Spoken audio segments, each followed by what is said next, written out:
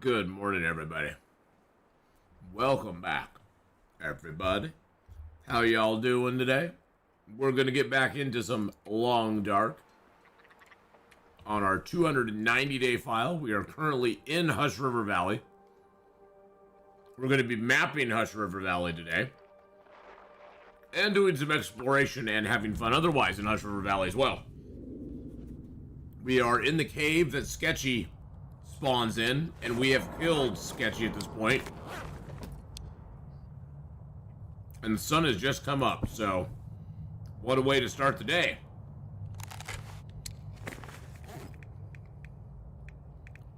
We do have some ruined stuff on us. Interesting. Let's eat down this ruined doggy meat.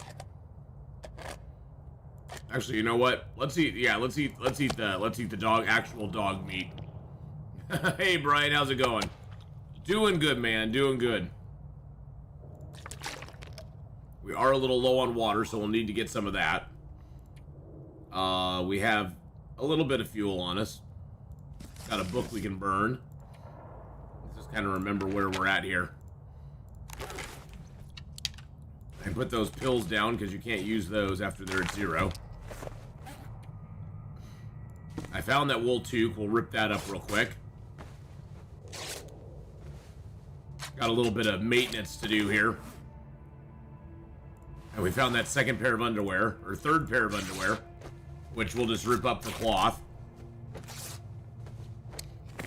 Okay, so there's all of our clothing. We got our foodstuffs there.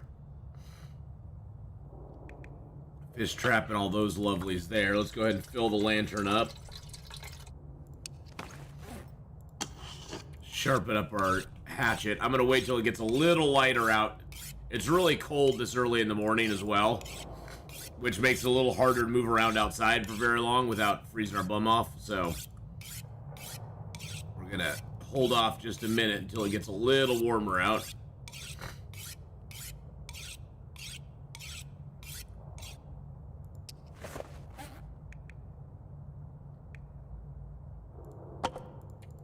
Rip those torches down.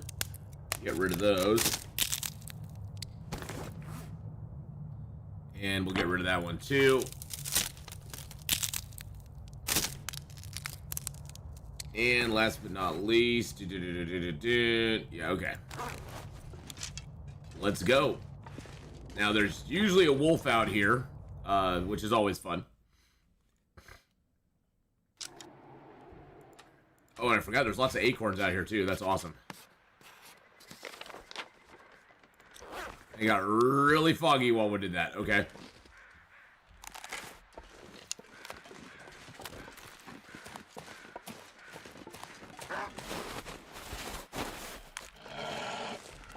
Excuse me, sir. Ma'am, nobody asked you. Excuse me? You were all about it, then you came towards me. Hey, Honora, good morning. How are you?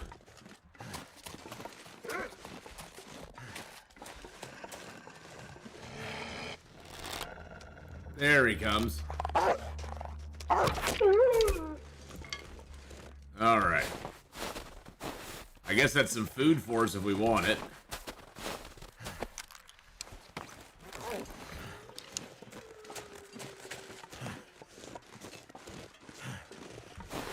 Now, if you're early in the game and you do not have a hatchet, Honor with 19 months. Oh my goodness.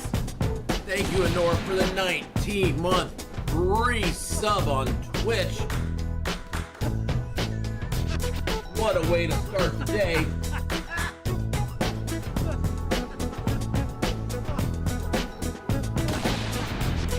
Thank you again, darling, for that nice, juicy resub there.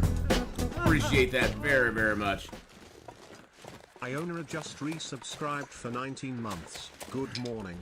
Good morning. As I was saying, if you don't have a hatchet yet and you have this as your smoke signal, you'll want to grab this rope, because once you get over the hedge over here, there's not really any way back. And so you're gonna want to have that rope so you can actually make your way back over to this cave, unless or not make your way over the cave, but you'll want to have the rope so you can attach it over on the other side there and actually go down the cliff, because otherwise you'll have to mountain goat off of the cliff, and that's not fun. That cliff is dang scary. I did it like one time, and you can mountain goat down it. I don't recommend it. We definitely fell and took some damage from it before, and it can get a little hairy, so. Now, right above this cave here is a little stash of stuff. Usually there's like a can of food or a couple little things up here. Sometimes there's a body as well. Now watch, today there won't be anything. Of course, because, because I'm telling you about it, there won't be anything up here. Oh no, there's a couple things up here. Oh wow, there's a couple things. I could use this. Painkillers, can of dog food, little backpack. What chance for the moose? Well, we'll see. But how you doing, Valor? Planet Crafter and Survival Fountain of Youth both updated today. Oh, nice. Yeah, I saw a tweet about Planet Crafter doing some stuff, so.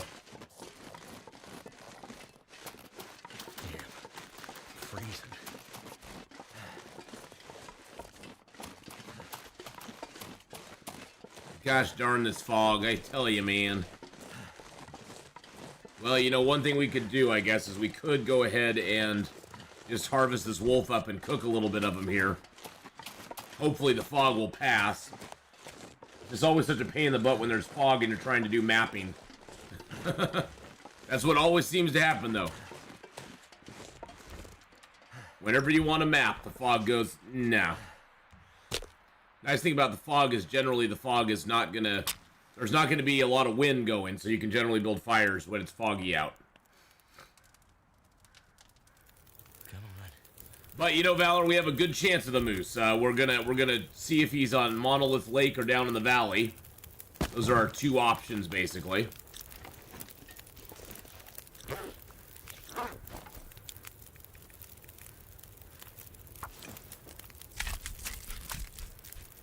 Oh, I should have got some water going. The lake is the better of the spawns. I like the lake a lot.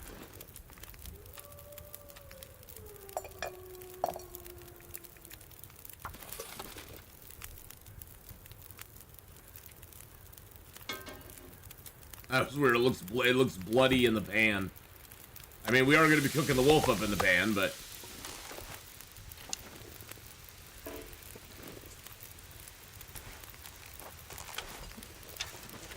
Hello, crow feathers.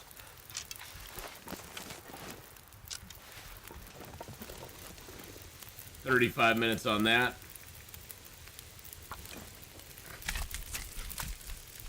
The big rock on the lake helped to shoot him. Yeah.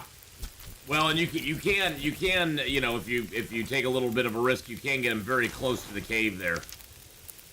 Takes a little doing, but. Oh, here we go.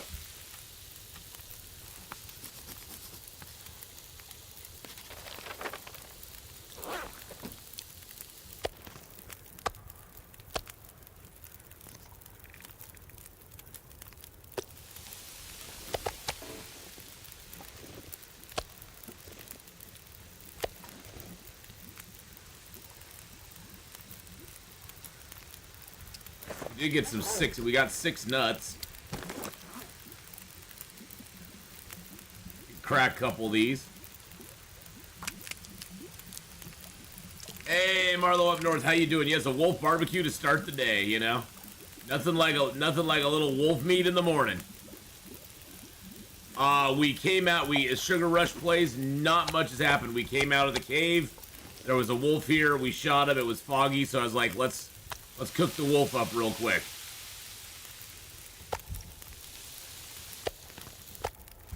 So I want to go to the smoke signal, but it was really foggy out, so it's like, and we're trying to map, so mapping wasn't going to really work that well with the fogger out.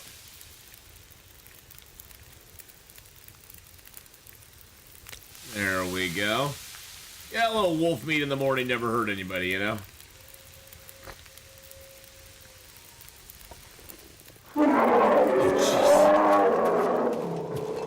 Thank you, Fogero, for the bear apocalypse. Welcome on in, everybody, both from the YouTube side and the Twitch side, and even the Kick side. Thank you for coming by today. Got some Long Dark for the next few hours, then we're gonna do some State of Decay 2 this afternoon.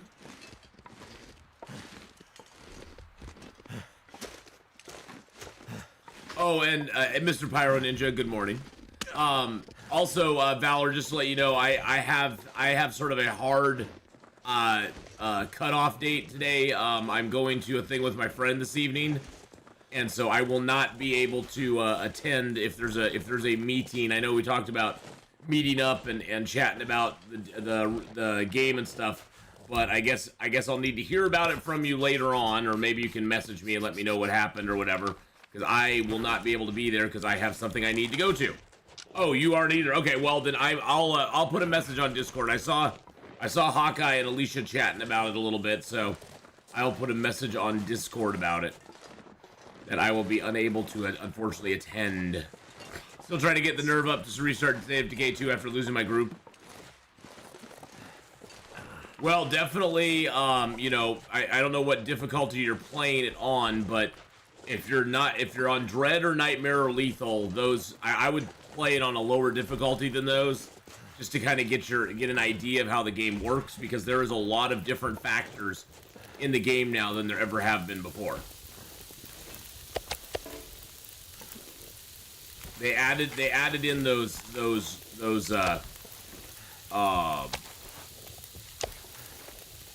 oh, I don't know what you want to call it. They added in the random things that happen to you now, which is just kind of, I mean, they aren't bad, but it's like it definitely throws you for a loop a little bit.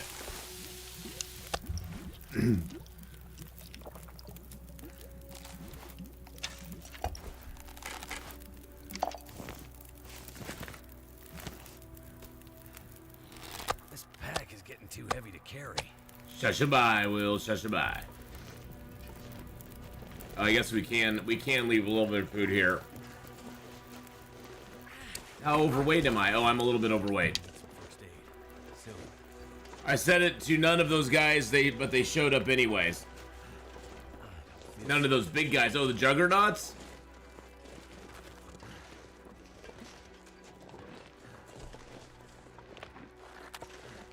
Yeah, the Juggies are definitely scary.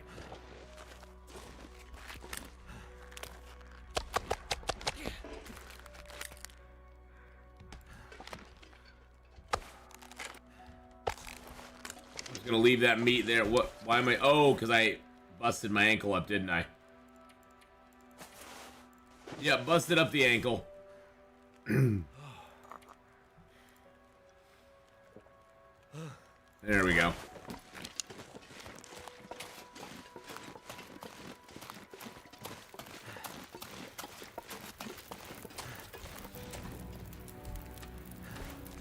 One guy wrecked my whole base and everyone in it. It was sad. Didn't even have guns to go around yet. Yeah, that is the hard part early in that game, is when you don't have much guns or weapons. The first part of that game is probably the most difficult part, in my opinion, just because you don't really have anything at that point. And hand-to-hand melee works, but you want to find you want to get your influence up in State of Decay 2, and then you want to find some enclaves that are around and buy some weapons from them, or get over to Cache. There's the guy in the map, you know, that you can get those quests from, and if you can do the quest for Cache, you can get some good weapons from him as well. You can get a few weapons here and there from him, so.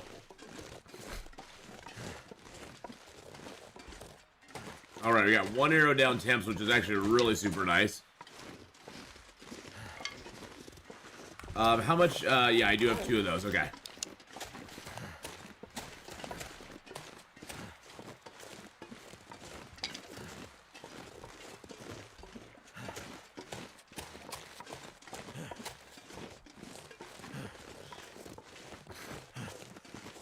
Alright, so usually you can go up and around. You can go up that direction and jump down. I'm just going to cut through the scrub brush because I just want a way out. Because we're going to go over here and get our smoke signal and then just get out.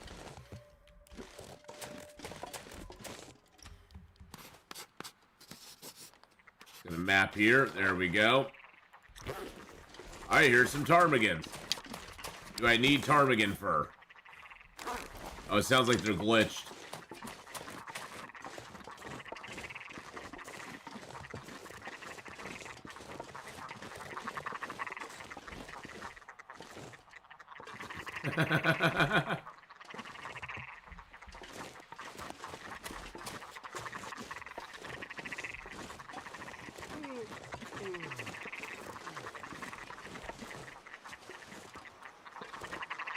One of them's not glitched. Oh, Jesus Christ. You got me, Fulgario. I was not expecting no ducky hug there at all. So once you get to this camp, this fire, it's really nice because there's a heavy hammer here. I don't think we brought our heavy hammer with us. No, we did not. Okay. There's a heavy hammer here. There's usually there's 4 birch for us. There's usually some birch here, which is also nice. There's a Mackinac jacket, sewing kit. Usually there's also a piece of moose meat sitting around the fire, which is really a nice bonus early in the game. At this point it will be ruined, but early in the game it's actually in good shape. And there's usually a whetstone here. There'll be a sewing kit on that body over there. And there's a little snow shelter here. This one's probably ruined at this point. And this meat's probably ruined too. Yeah. Oh, it's actually not ruined. Interesting. There's the heavy hammer and the whetstone. And there's usually a Mackinac. There's a Mackinac jacket. Now, early in the game, that is so awesome to get. Hey, Twister Games, how you doing? Yeah, early in the game, that Mackinac jacket, that is gold. That is gold. Yes, you are from Brazil. And welcome to Brazil. Welcome to Brazil, my friend.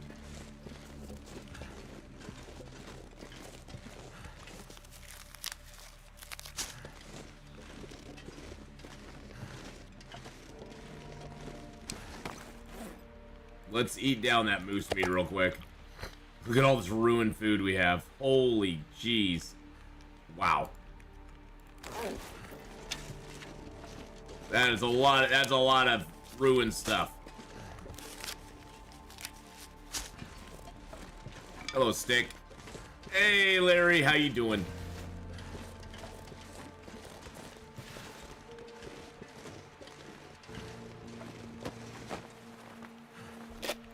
There's our sewing kit. Those are all kind of guaranteed spawns right there, so.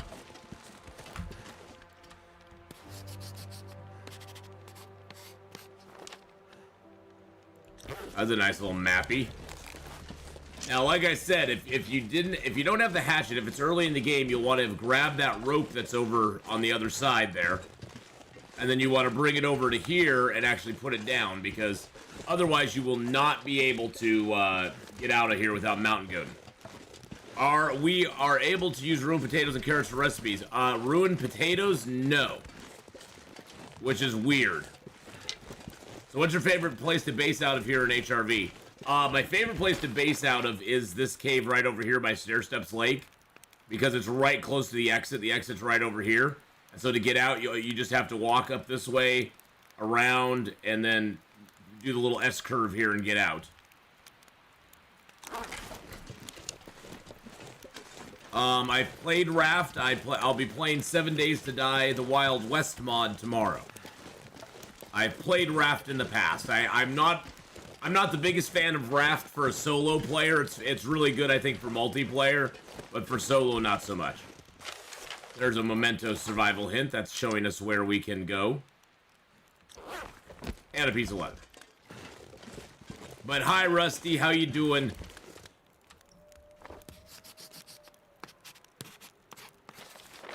Because believe me, you don't want a mountain goat down this. I had to do it once because I forgot to grab the rope. It's not fun. It's not fun at all.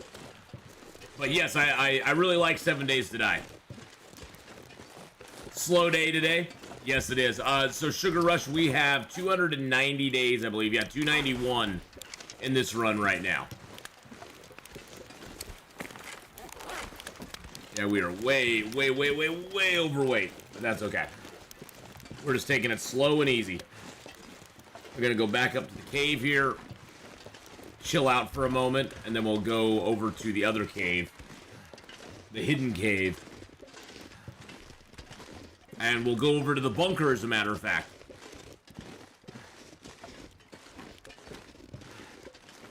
Well, some days it's nice to have that slow day. Can I speak in Portuguese? No.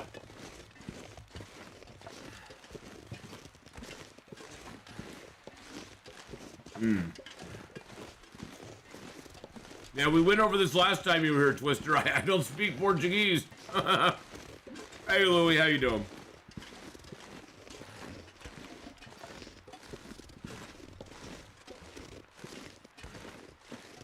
Nice try, though.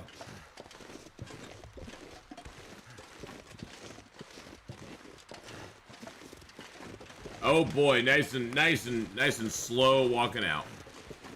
Went to Ash Canyon on the Interloper for the first time today. Ooh, nice. It's a great place, Louie. I mean, you have Wolf Alley, and Wolf Alley's not the greatest, but once you get that backpack, it makes it all worthwhile. That makes it all worthwhile. Yep, there's a lot of wolves there. It just seems like they just keep coming, doesn't it? It's like you kill 3, and then there's another one. And then you kill another one, and there's another one. And they're like, what's going on? Especially up there when you're going to the little cave. There's like 4 or 5 wolves in that one little tiny area going up there. It's like, good God, do they ever stop?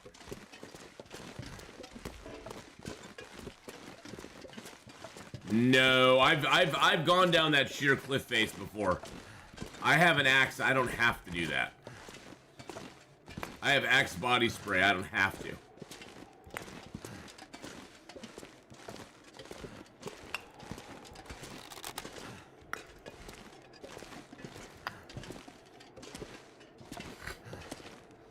Belt, worth it or not? I mean, by the time you get the belt, it's like, you know, do you really need the belt anymore? I mean, yeah, you're carrying around a lot of stuff, but, you know, I wouldn't use up, I personally probably wouldn't use my accessory slot on it. Now, if we had a specific slot on, say, the character, like, say there was an actual, you know, waist slot, and that you could use the belt or the moose-hide satchel on the waist slot for that. That would work. I mean, I'd probably use it there, but it just doesn't. It doesn't give me a lot that I really care for when it comes down to it. We've got another heavy hammer. I honestly don't even know if I need this heavy hammer.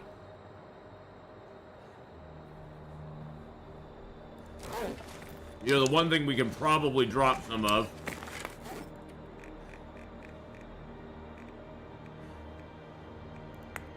Drop some of that charcoal, which we'll probably regret later, but for right now we'll drop it. I'm not going to destroy the bedroll. Just drop it up the hatchet or the knife.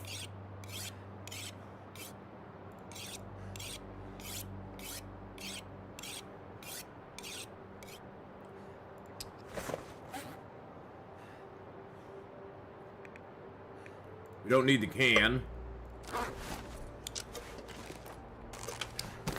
Don't need that book either.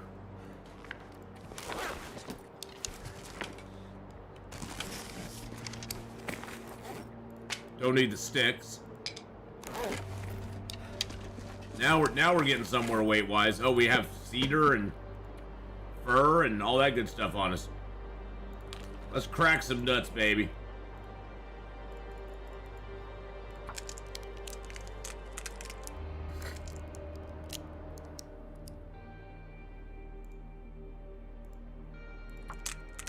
Oh, nice. 2 large prepared acorns.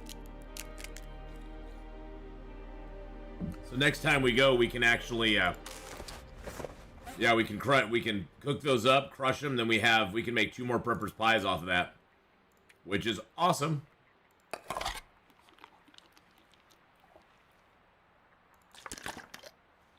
So we found a lot of food here, and we still have 51 cattails too, which never hurts. Okay, let's get some sleep. We'll get up in the night and probably do a couple things.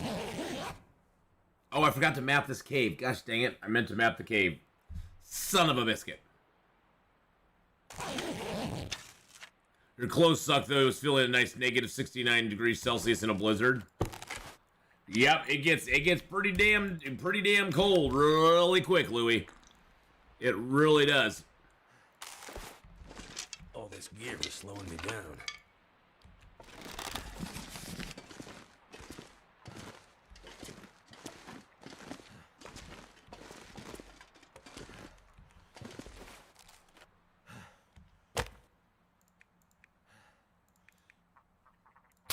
Those Tarmigans are so... I need to craft deerskin boots, but I still always forget my hides in other regions. Yeah, usually I found it's best to, like, put a... to have, like, a place where you put stuff in a region, where it's like, this is where I'm gonna keep X, you know, or I'm gonna store all my stuff in the, say, the Carter Hydro Dam. And so you leave everything there. You know, or you go, okay, I'm gonna leave most of my stuff at the I don't have enough water. I don't have enough water. Don't have enough water. Okay, so let's make some water. Or you leave it, say, in Pleasant Valley at the farmhouse, you know, or whatever. In Timberwolf, I usually make it the Mountaineer's hut. In Ash Canyon, it's usually the Angler's Den. Is where I leave most of my stuffs. So it just sort of depends what you're, you know, what you prefer, though. That's the nice thing. Whatever you like to do, it totally works.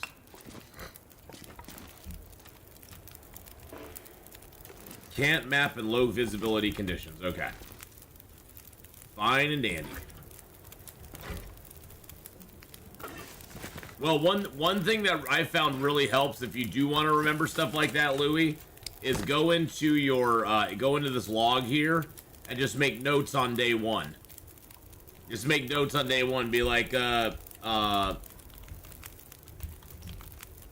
Pleasant Valley farmhouse stash, and then you can even be more specific. Oh, you do write it down. Okay, good, yeah. I just find those in-game notes are kind of nice. It's starting to weigh me down.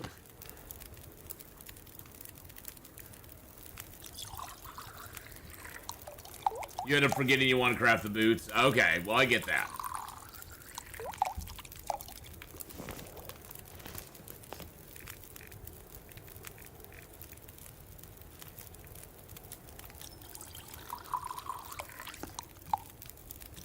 Add a note, boots after the hides. You could do that, yep.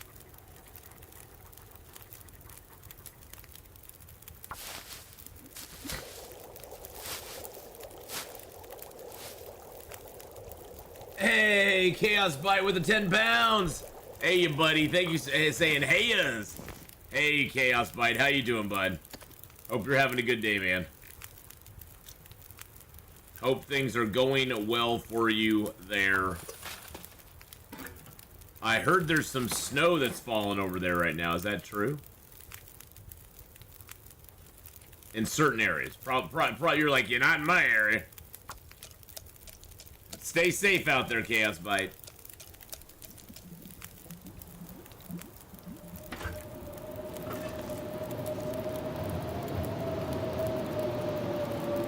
There's a prepper's pie. Good, thanks. 5 minute. You on a 5-minute break. Well, thank you for the 5-minute break. 10 pounds. I appreciate that very much. Thank you for the super chat over on the YouTube side. Wow, we got a big old storm going on out there. Yikes, my dudes. Yikes. It's sort of a fine snow that's not sticking here. Okay. I get that. We get that a lot here in Oregon, of that fine snow. It's either a really heavy snow that sticks, or it's like a super fine. It's almost like a powder, which you can't even make it into like snowballs or anything. It's like that dry snow that you can't do anything to. So yeah, I know exactly what you're talking about. That snow kind of sucks. It looks pretty coming down, but it's like, oh. It's the snow that makes you go, oh. Oh my goodness, Honora just gifted a tier 1 membership out to Chaos Bite. Oh, that was very kind of you, Honora. Welcome in, Chaos Bite member on the YouTube side. There we go. By the way, I'll tell you right now, this zone is very hard to get a nice clear map on.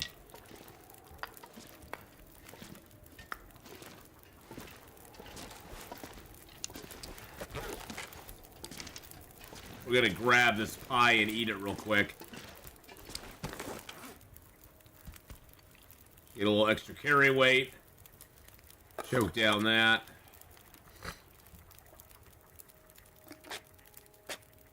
Eat the dog food down.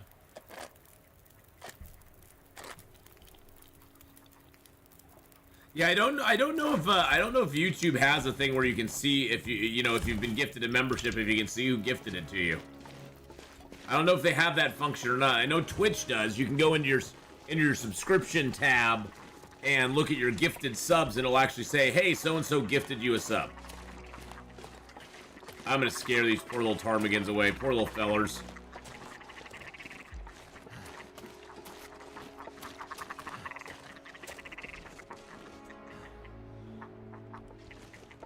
I just feel bad for him. There you go, buddy. You're free.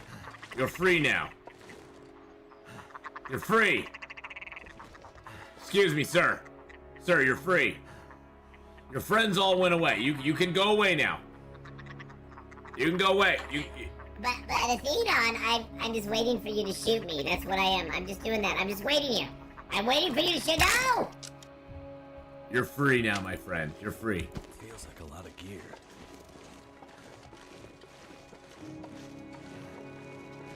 Sometimes freedom comes in very interesting packages. Hey, I tried to free him. The others got freed, but he was not. You couldn't. You did look, but you couldn't find who. He'll be okay, bird friend.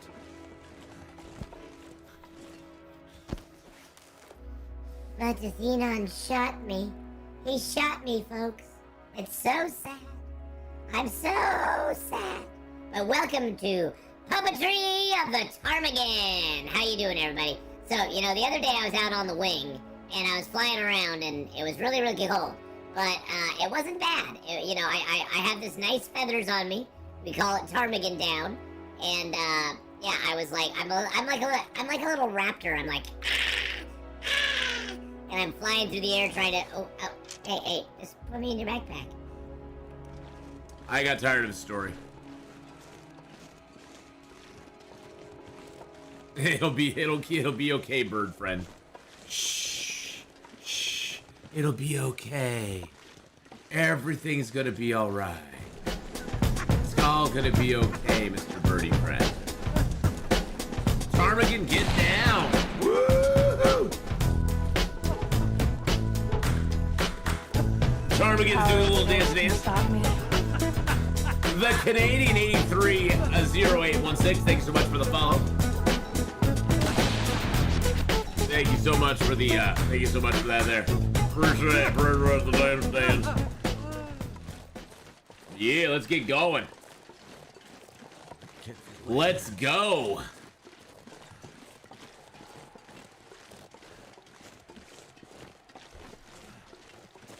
Yeah, tonight, for those of you who know who Thomasina is, she's a fellow streamer here on the platform. All around, she's a really nice gal. But she is actually in a play in the local area right now, and I'm going to be going with my friend and seeing her this evening.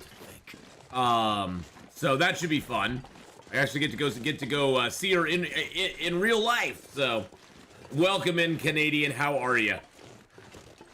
So yeah, I'm gonna try to get pics. Yeah, I'm gonna try to get some pictures, and I'll put them up on like Instagram or Discord or somewhere. I don't know. I'll put them up on one of those sites you kids like. I'll put it on the Instagrams, and I'll put a hash brown on it. I'll send it to the interwebs.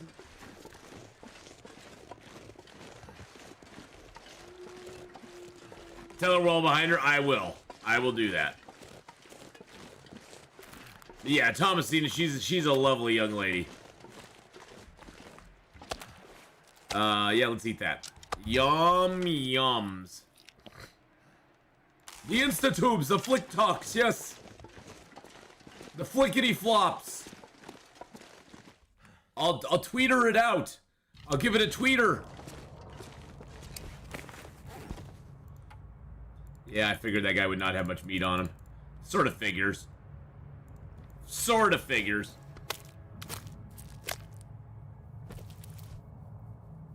So what's wrong? The Flick Talks? Everything's wrong with the Flick Talk. Alright. No. Oh, we have an ad. There she is. Oh. That's my girl right there. Yeah, let's put down a little water here. Wine It's guts! getting too heavy to carry.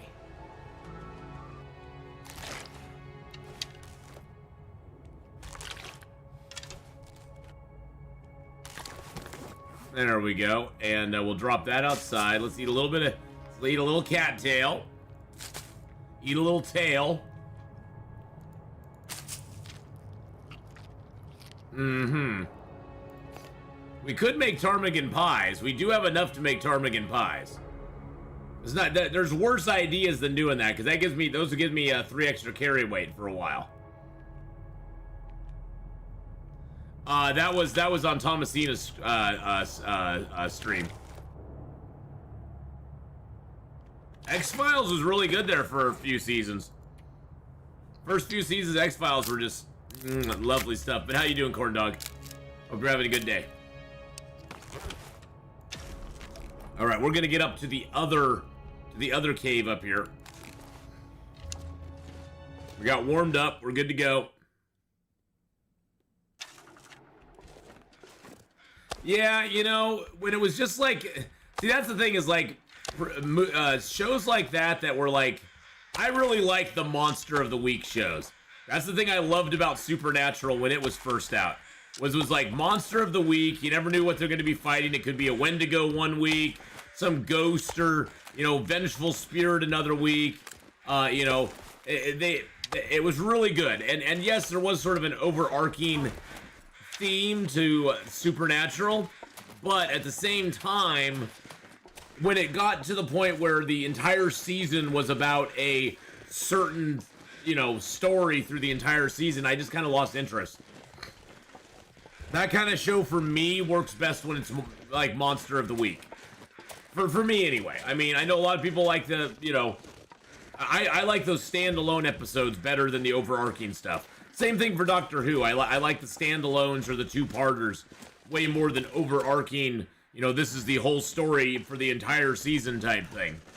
Now, there's certain shows, like Babylon 5, that are very much dependent on the you know, the overarching story, but that's because that's the way, you know, I sort of went into it knowing that. You can do both with clever writing. Yeah, Babylon 5, I think, pulled it off really well.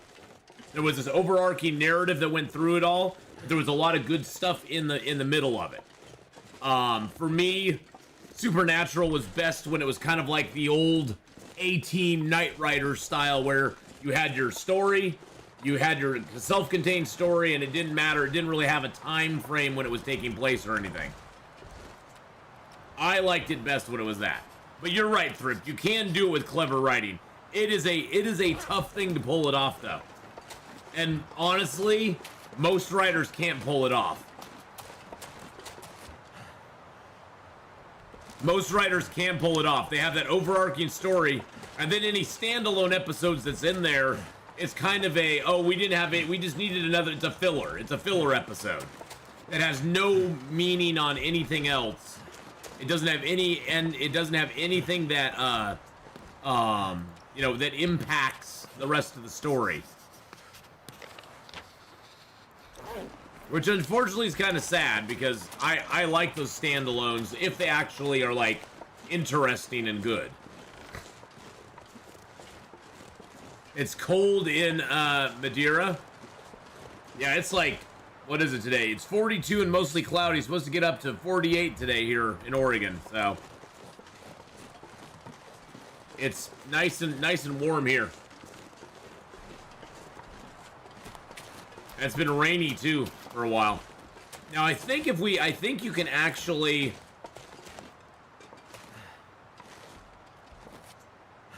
I think you can cliff walk around this one.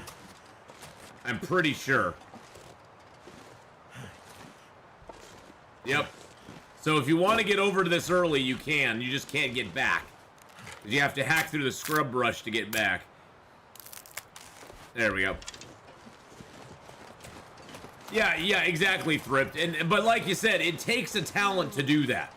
Hello, I agree with the early seasons of Supernatural. Small town America, different monsters, ghosts in every episode. I know. I love that. I mean, I did like some of the stuff they did later. The problem Supernatural had is that the trope of Dean and Sam dying and coming back, it almost became a joke. The problem with it. The problem with it is that there was no stakes in the show anymore. In the beginning, you didn't really know if people were going to survive or not, especially the main characters. And, you know, and once they killed Sam and Dean off for probably the 5th time, or even the 4th time, you were like, well, they'll just be back. It's like, there was no consequence, which really was just like, it got a little boring. It just got boring at that point. It was interesting the first time they did it. The first time they did it, it was like, ooh, that's kind of an interesting idea. But then they just kept doing it over and over and over again. And it was like, you just lost any sense of any danger to anybody important in the show. Because they basically made it their get out of jail free card. Oh, well, we'll just bring him back to life. It's like, okay, well, then why do I care?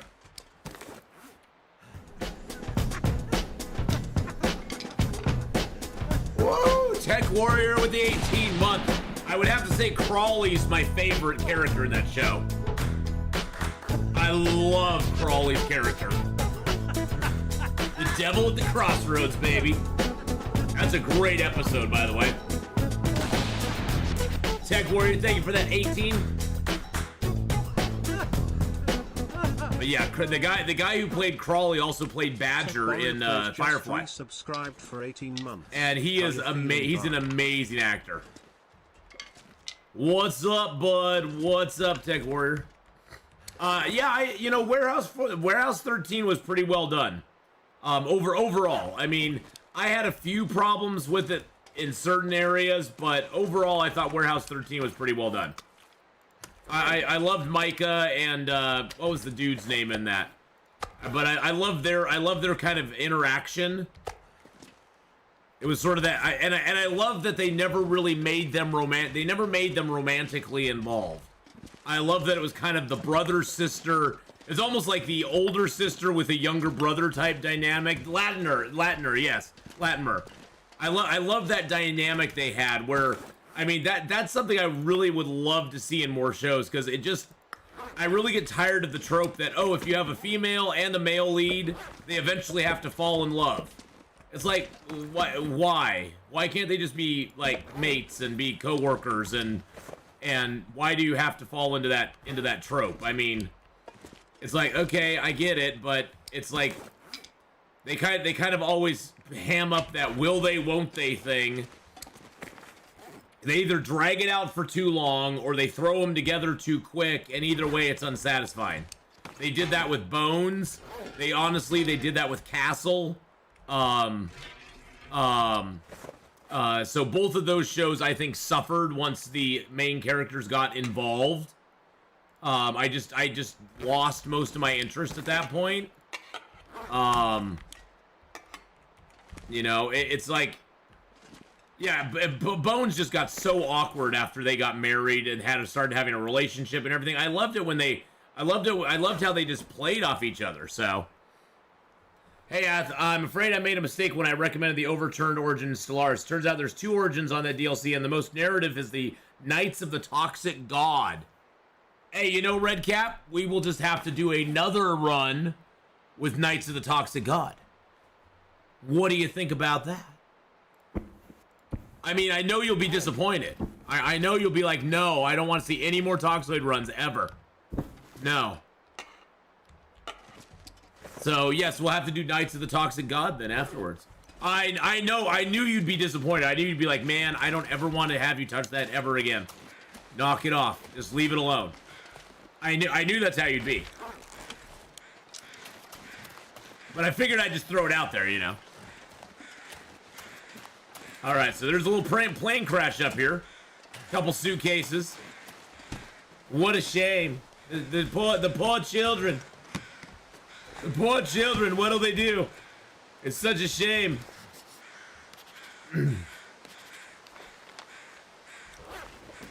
We got a body here. There's a body.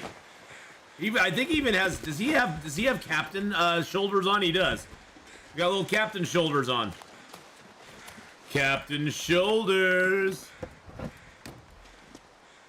But yeah, that's. I mean, for me, the whole romance thing is kind of. It gets a little it gets a little old after a while.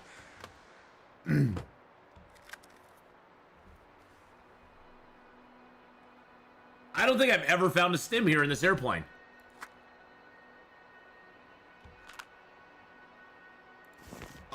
I mean, I'll take it. I'm not going to argue with them. I don't think I've ever found one in this airplane up here. That's like 2 things of boots now that we got. That is crazy nuts. But yeah, I really liked Bones and Castle before they got all romantically involved.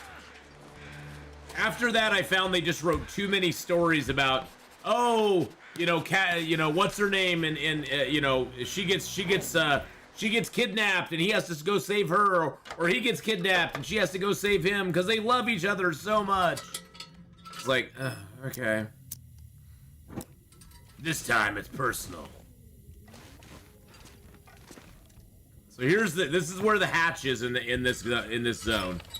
So the hatch is up here by the Lonely Cave. There's the entrance to the zone, and then the hatch is right above it. Hey, Takeda, how you doing? You always know a TV series is going down fast once they do a musical episode. Yeah, that's just... The musical episodes I've never been a fan of. That always seemed to be grasping at straws as well. I just have no... I enjoy pure musicals, like... I mean, one of my favorite Christmas movies is White Christmas, and it's pretty much a musical. It is a musical all the way through. It's a musical. It has dancing, singing, all that stuff. I love it, though. It's one of my favorite Christmas movies of all time. But when that's sort of the, you know, when that's not the norm of the show, when it's like a deep, dark show and they suddenly do a musical episode, I'm like,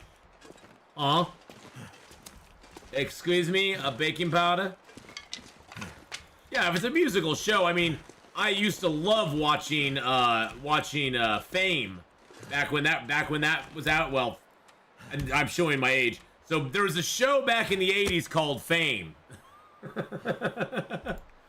And it was about a school where people went. It was about basically an arts school where people went to dance and sing, and they'd always have singing numbers, and they'd have dance numbers. It was a great show. Everybody tuned. I mean, all my friends tuned into it. We all tuned into it all the time. It was a great show. I'm gonna live forever. I'm gonna learn how to fly. Fly. Yes, Fame was amazing. Oh my god, that was such a great show. But, you know, you went into that knowing there's gonna be musical numbers because it's a musical show. Yeah, I can't hit that high note. Not gonna do it. Not gonna do it. Let's make some ptarmigan pies. There we go. Tarmigan pie, baby. Aw, yeah. And then we'll cook the rest of the ptarmigan up here. Give me that tarmy. Give me that tarmy armigan. Yum, yum. I'd be nice not clipping it this time. Well, yeah, I can't hit that high note. Not this early in the morning. Not this early in the morning. My body would die.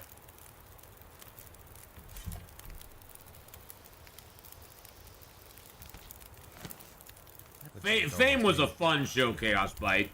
It was a fun, mindless show. There was no, you know, there was no, deeper, I mean, I love that about shows in the 80s and even in the 90s. There was no deeper meanings behind 90% of the TV out there. There was no messages. It was, we're entertaining you. Are you entertained? I mean, that was it. I wish we could get back to that time, because, ma'am, I was never a fan of Grease. My friend loves Grease, so I actually took her to a, I took her to a screening of it on the big screen. They actually had it in town on a movie theater screen again. I was never a big fan of Grease, to be honest. I just rewatched News Radio. 90s sitcoms legit hit different. Oh, 90s sitcoms were just... 90s sitcoms, Thrift, were brutal. Brutal. 90s sitcoms were, we're taking no hostages at all. We're taking no prisoners, no hostages. We're just putting it out there. But yeah, News Radio was crazy. News Radio was good. But there was a lot of good stuff that came out in the 90s. They just hit different back then. They were just trying to be funny. They were just trying to be funny. I mean, you look at a show like the American version of The Office. Could they make that today? Probably not. I mean, you know, I think The Office fell off once Michael Scott was gone from the scene. Oh, Married with Children, top 10 for me, top 5. Probably top 3 of all time. Married with Children was one of my favorite shows. On tonight's episode, Athel discusses his feelings with the ptarmigan.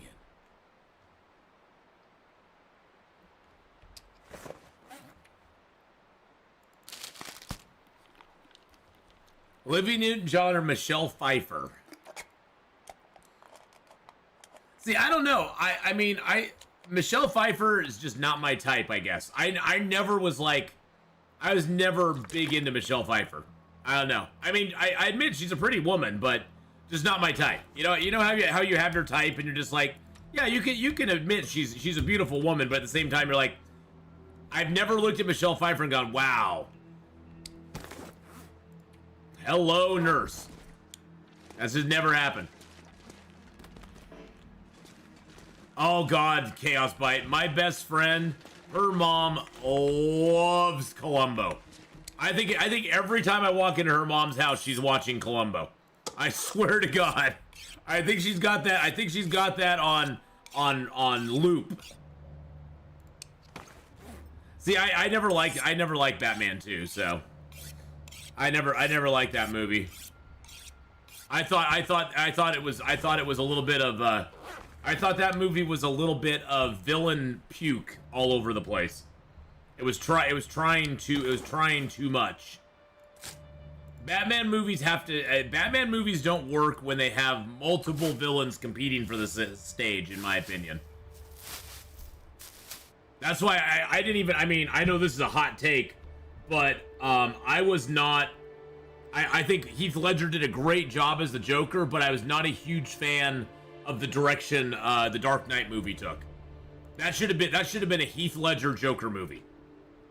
Two-Face was just, he was unimportant to have in that movie. Batman movies need to have one villain. Like, have one villain that Batman has to take on. Oh, One Piece. Oh, Tegeta. One Piece is so freaking awesome, man. Oh, and Arcane Season 2 is coming out this year. Oh my God. I just rewatched Arcane like about a couple weeks ago. Oh my god, Arcane is so amazing. And season 2's coming out this year, so. But yeah, One Piece, Taigeta, is so freaking good. The characters are awesome. I mean, you fall in love with each one of those characters so much. It's like, oh god. It's such a great show. I have not seen something like One Piece live action in so long. Lexi, how you doing, by the way? Hello, hello. Yes, I agree, but Michelle looked hot in the cat suit. Well, yeah, I mean, you know. But I'm just saying, I can admit she looked hot, but she's just not my kind. She's not my stuff. Loved each character. I know. It's like Taigeta, you know, it's one of those things where you can tell when somebody has done a ensemble cast correctly and incorrectly. When they've done it correctly, you can not only name each and every one of that ensemble cast, but you can tell people about the stuff that you've learned about them. You can actually like tell, you can sort of like, you know their story, you know where they got, how they got from here to there, what their goals are. When they do it wrong, you maybe remember one or two of the ensemble cast and you just don't give a crap about the rest. It takes very good writing to make you care about an ensemble. And like I said before, a lot of writers just do not have that talent. A lot of writers do not have that talent to actually create a story like that.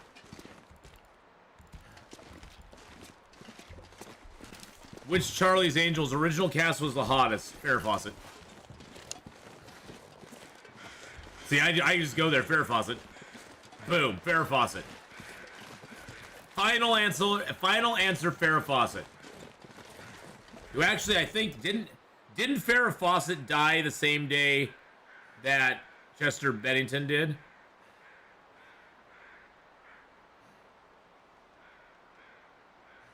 Or is she still alive? Is Farrah still alive?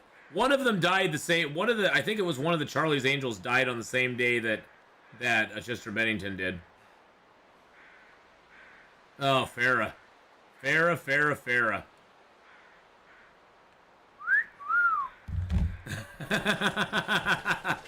Best ensemble show is Firefly. Oh, Firefly's just amazing. But for me, yes, it's Farrah Fawcett. Take my love, take my land, take me where I cannot stand. I don't care, I'm still free. You can't take the sky from me. Best Cheryl Ladd. I mean, heck, you know, the thing is, Chaos, really, when it comes down to it, back then, Honora, those women were all genuinely just beautiful women. They weren't trying to be like, they weren't, I mean, yeah, they dress up in a bikini every once in a while, you know, for the show or whatever. But generally, they weren't wearing, there's a big difference. They were classy. They were classy gals, and they were 100% real. Sure, of course, you know, they wore makeup and stuff like that, but they weren't all plastic surgeryed up. They were genuinely some of the most beautiful women I think that have ever been on film and camera. I mean, and you know, and that you know, and that's the thing. It's like there's a big difference between that and today's like beauty standard. I don't know how those women would compare. Yeah, they were classy. They were classy. They weren't sluty. So, you know, they were beautiful and classy women. And I personally think that's more attractive than any sort of like sexual type stuff. I mean, because honestly, guys want a classy gal. Guys are attracted to beauty. Don't get me wrong, but in the end, guys are more attracted to a gal who's actually got some class. Who's, you know, maybe she's not the prettiest gal in the group or whatever, but she's a classy gal. That is a very attractive feature because that says a lot about who she is. That says a lot about who she is, and it says a lot about, you know, how she's gonna act. And I mean, that's something that I think a lot of guys look for. They don't even know how to articulate it, why that is, Oh, Dana Scully. Oh, yeah. I think that was one of the things that was so attractive about her too. She was just a very down to earth, classy gal. I guess what I'm saying is you don't have to be a 304 to attract guys. Guys will be attracted to they'll be attracted. They're attracted more to the way you act than the way you look in a lot of sense. I mean, the way you look does have something to do with it, but the way you act can make or break the deal. I've seen girls who you I guess would say were 10s, and they're like 3s just because of the way they act.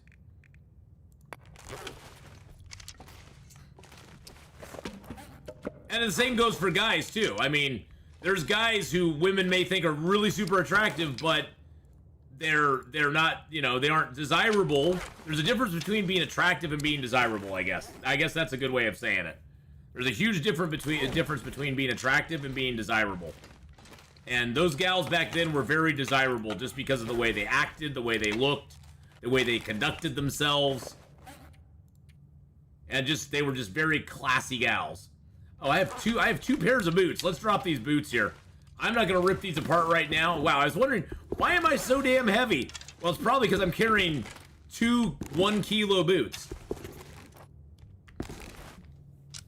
Sensual is better. Yeah, well, it's that whole thing of the unknown, the mystery, the mysterious part is the best, because you don't, when it's all just out there, when there's no mystery, there's no mystery sort of breeds desire, I guess you could say. I had a friend a while ago who was an assistant in fashion shoots. He told me he didn't date models because they often smelled of BO. Ooh, I need to take a shower.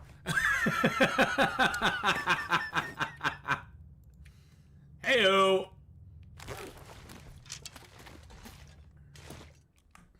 I live out in the woods. If she can handle not always having internet and being outdoors, that's a plus to me. Exactly. That's the thing.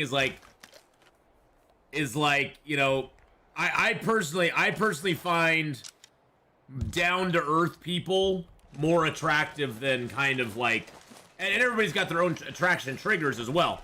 But I personally find people who are more down to earth more attractive than people who are kind of like, that aren't down to earth, that have sort of these fantastical ideals and stuff like that. I'm like, yeah, I'm good.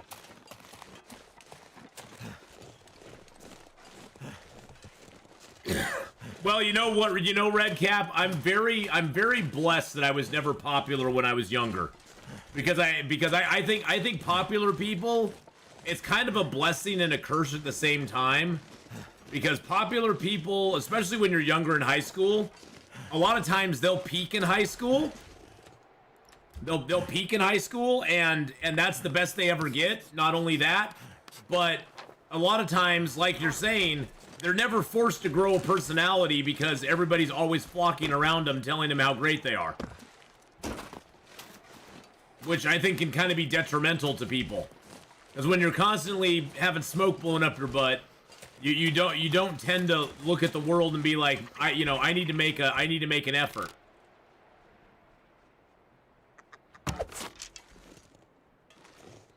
Little ptarmigan nest here. That's kind of cool.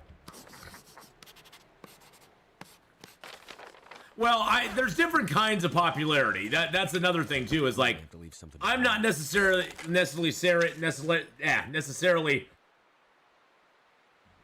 saying it's bad to have friends and have lots of friends and be popular in that way.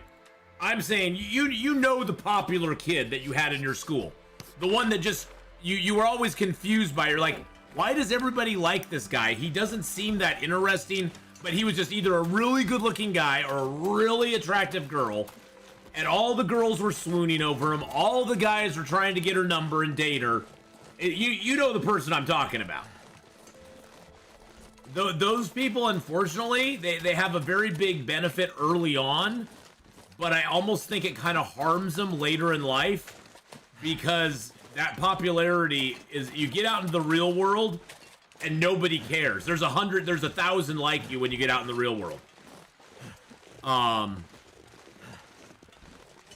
Kenny Baker was, yeah, oh yeah. I know exactly who it was in my class too, Greg Skipper. Greg Skipper was the guy, and Kimberly Brunswick was the girl. I mean, I know them to that day, you know, that's how well I know them. I mean, which is funny because in 6th grade, Kimberly Brunswick had a best friend, and Sean, this guy, other guy in class, he wanted to, you know, when you're in 6th grade, you want to go steady, you know. He wanted to go steady with her, and she had a best friend that, and me and the guy that wanted to go steady with her were really good friends, and so she would not go steady with him until he set her friend up with somebody, which happened to be me. Oh, it was so fun to be in 6th grade when you're young and dumb, and you don't know anything about the world. Oh, the days. Oh, the days. I was very popular. All the kids in the chess club wanted to play D&D with me. See, that's a different kind of popularity. Bad Boy Gamer still feeling sick but better. Went from mild fever to mild cold. Well, at least it's getting better for you. I felt so cold in my life.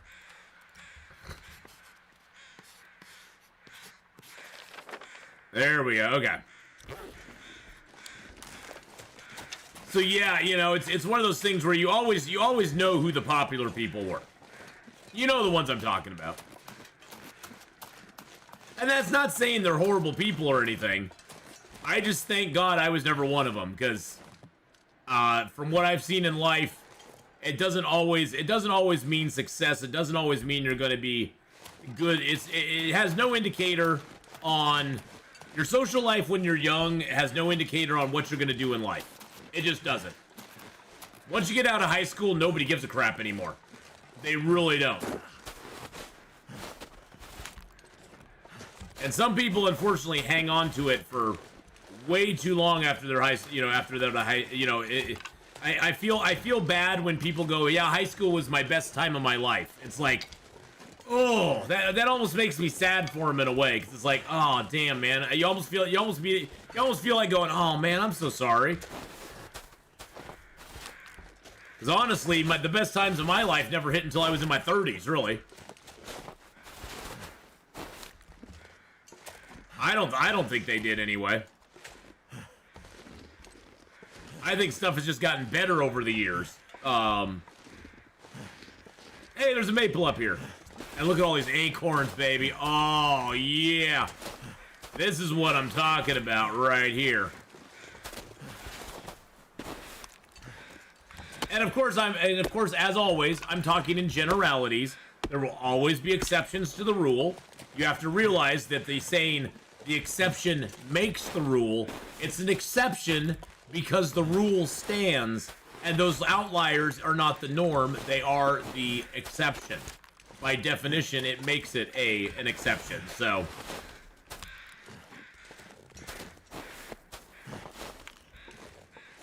Alright, we got some acorns. How many acorns did we grab there?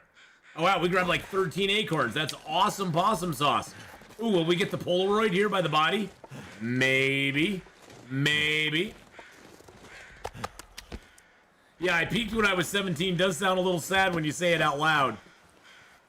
Oh, we got the Stalker's pie! Nice! A rich pie made with bear and wolf meat. Dangerous. Mysterious filling. Ooh, it's got a dangerous, mysterious filling to it, boys and girls. Yum, yum. Yummy, yummy.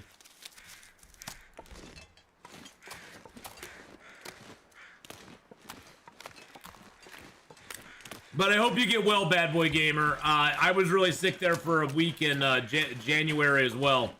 So I know all too well how that can make you feel. It's not fun. Oh, you know what? Wait a second. Hold on. Hold up. Wait a minute. It's the danger pie. It's the danger pie. But you know, I'm really excited to keep playing that Toxoid series. I like Red Cap. I like the I like the scaling thing. I think it gives you... I think it makes the game feel more even. It makes the game feel like, okay, the other races are getting bonuses, but I don't feel like unbalances the game as much. And I mean, and I did get super lucky having those two neighbors of mine that were completely chill. Having the two neighbors that were completely chill with me, I got super lucky with that. And now they're part of the Federation, so. Oh, a lot happens after high school. You know, high school, while you're in it, though, high school seems like the entire world. Six times in January. Dang, dude. I wish I knew a few more things in younger years, but it comes with life. Yeah, well, that's the thing, Tegeta, is that we never, you know, when we're younger, we never know what we should have known, you know?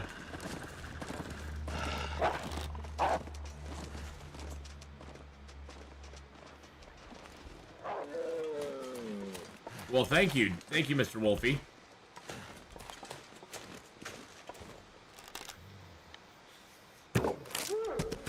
Wow, that was nice of him. That was nice of him. Oh, you got the Ronnie precursor. I honestly don't want to know anything about him because I don't know anything about him. I don't want to know a thing about him because I've never had that precursor before. So no knowledge, please. But that's very cool. Yum, fresh bear meat. Yeah, I was expecting I was gonna have to fight Mr. Wolf there. And he was just like, oh, here, have a deer. Oh, okay. Thank you.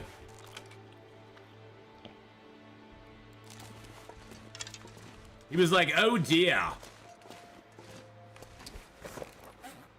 Alright, let's drop that.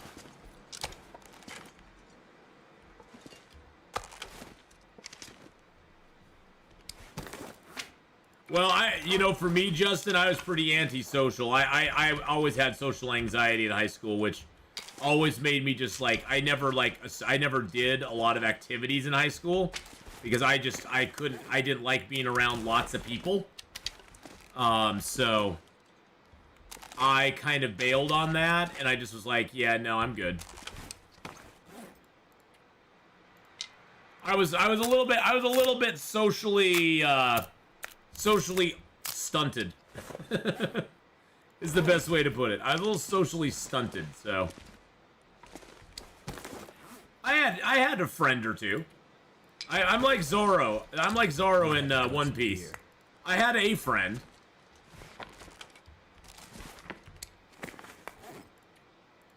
I just was not very much of a social butterfly. It was not my bag. Okay, so we have that damn deer out there now, and the wolf. We got more meat here than we know what to do with. It's almost like, yeah, I guess I do harvest him for the hide.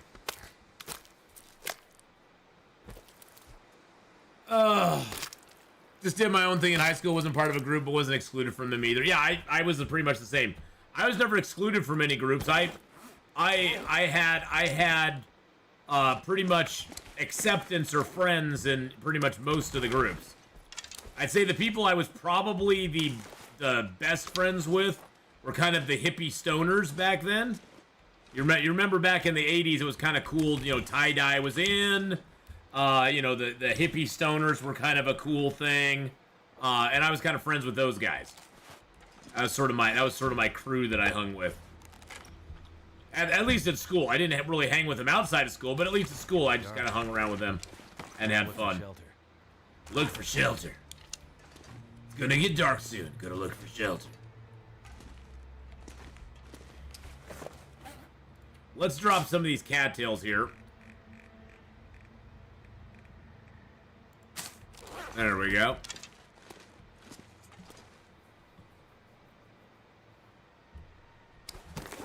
Well, next time we play Stellaris, we'll be continuing our Toxoid run, and what we'll do is when we play our next run, we will build them with the plague. What was the other one? The Knights of the Plague Baron or whatever. We'll build it with that instead.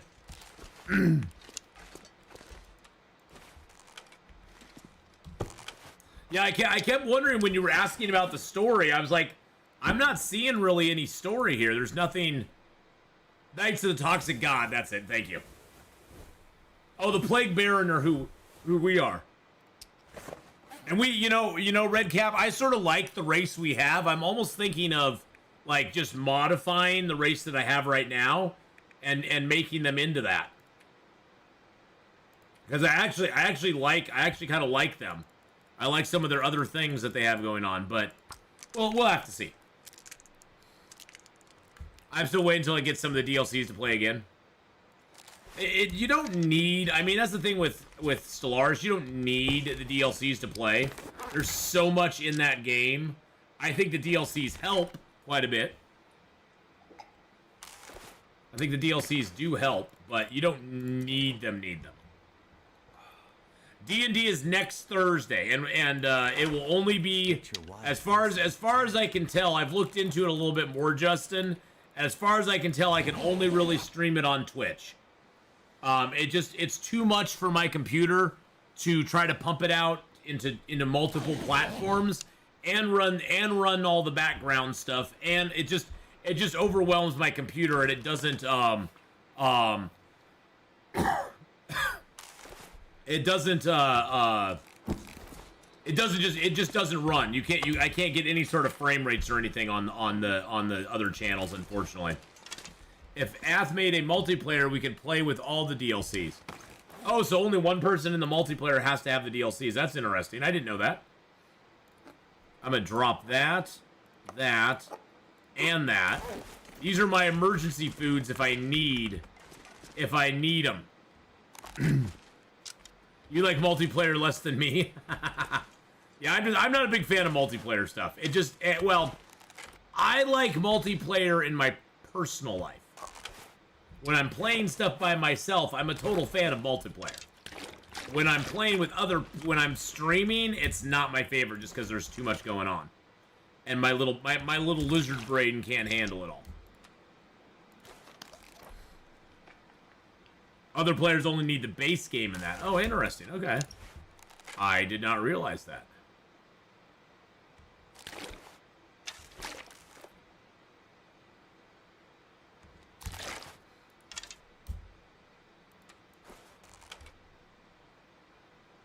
So when you play multiplayer, is there no pausing?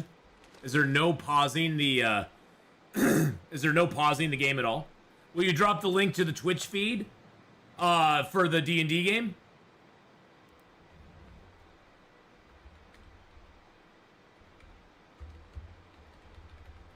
It's just twitch.tv/Atheenon.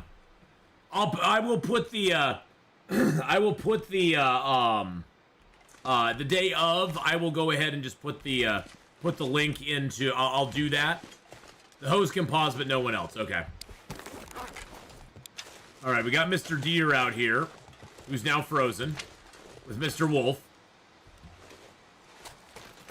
I don't know if we're gonna. I think it's gonna snow. I think it's gonna blizzard. I feel a blizzard coming on. Good morning, Mom. How are you doing? Let's just let's harvest them up.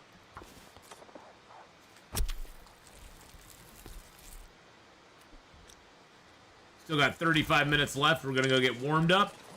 We'll come up and harvest them up again. Freezing. Yes, the day of, I will drop the link into regular chat. But hi, Mom. How are you? That is my mom, boys and girls. How are you, Mom? I hope things are going well for you. Life is treating you good. It was very nice. I went and saw Nate on Tuesday, boys and girls. That's the reason I didn't stream on Tuesday, as I went down to Corvallis and saw my son at school. So I did not stream that day because I had sonly duties to take care of. So, and the YouTube crew is saying hi to you as well, Mom. So.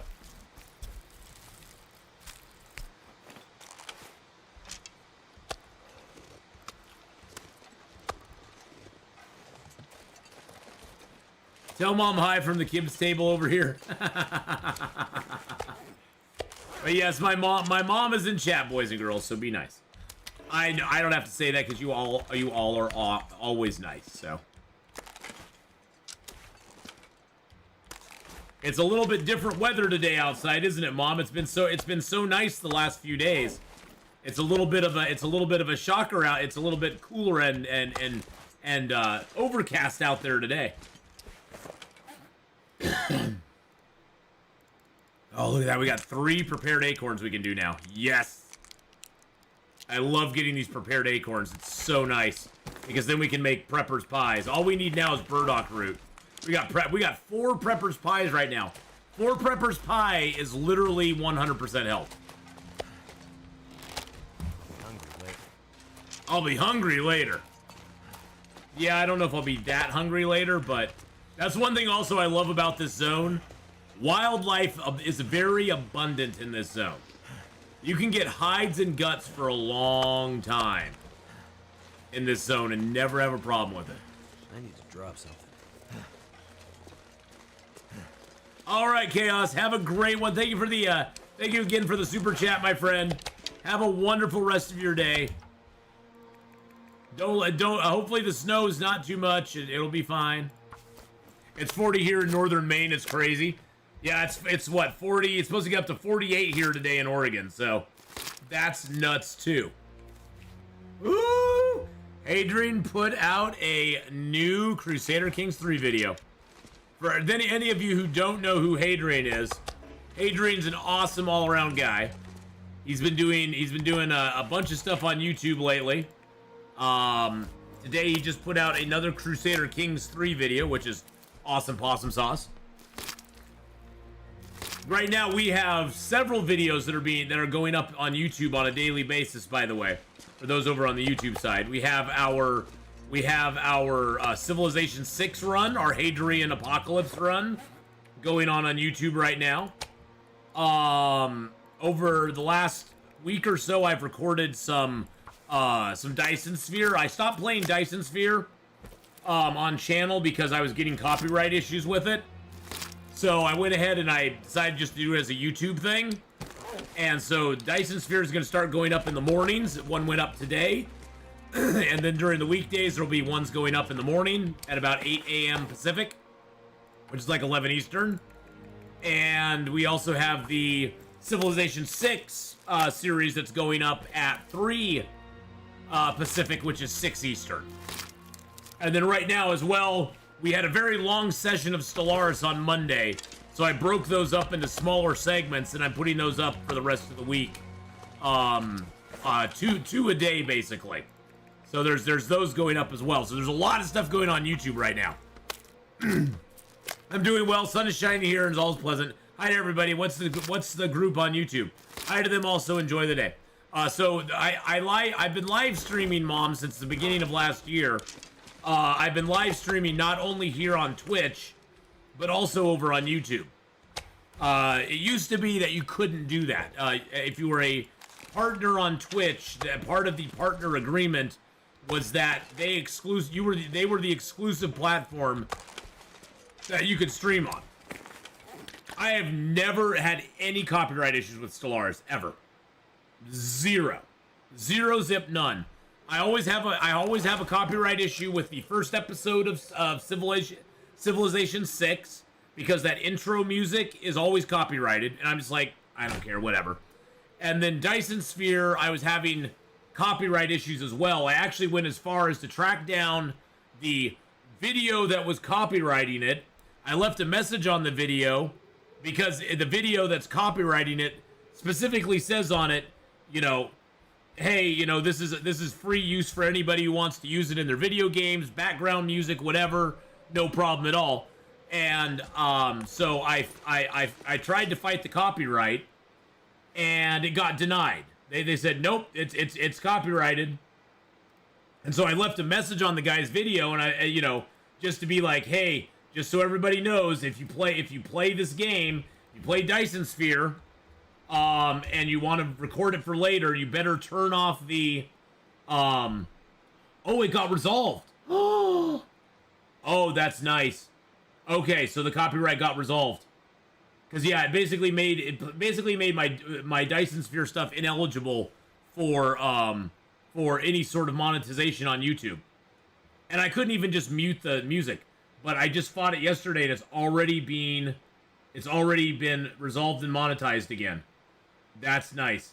Yeah, so I left a comment on the guy's video because I was like, hey, if you're gonna play Dyson Sphere, you'll probably want to turn music off because this song is getting flagged on your videos as copyrighted material.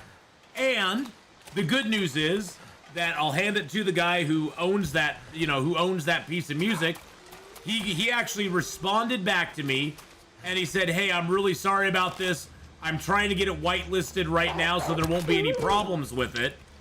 And it looks like he got it whitelisted finally. Because I went ahead and filed because my original copyright dispute got denied. And once your copyright dispute has been denied on YouTube, you have two options. You can fight it, and if you lose, you'll actually get a copyright strike. You'll actually get a copyright strike if you lose. Or you can just be like, okay, well, I'm just not gonna, I'm not gonna use it. I'm not gonna do it anymore.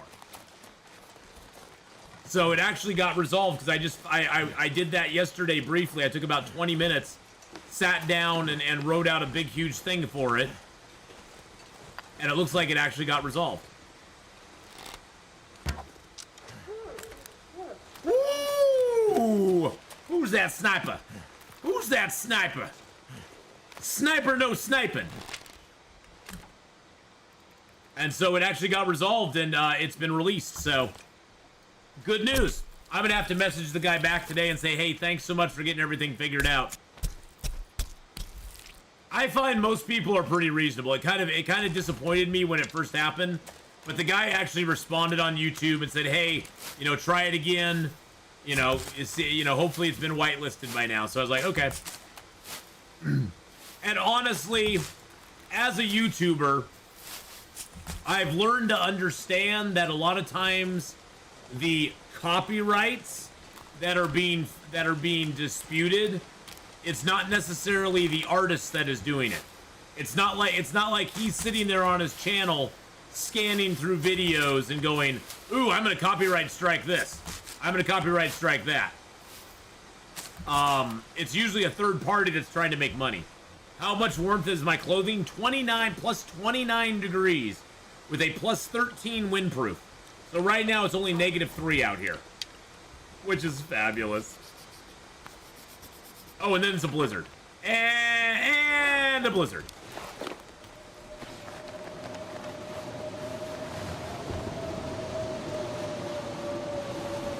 not sure I can carry it.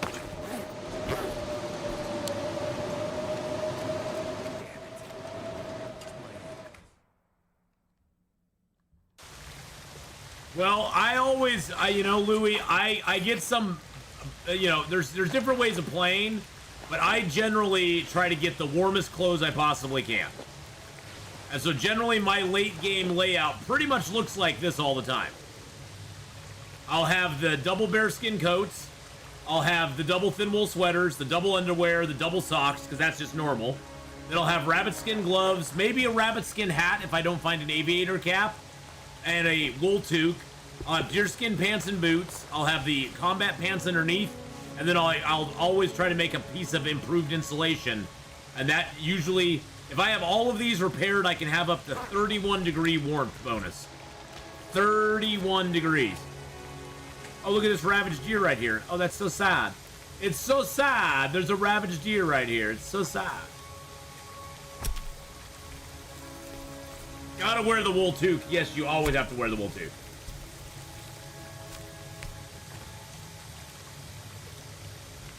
Hey, Donnie! How's it going, buddy?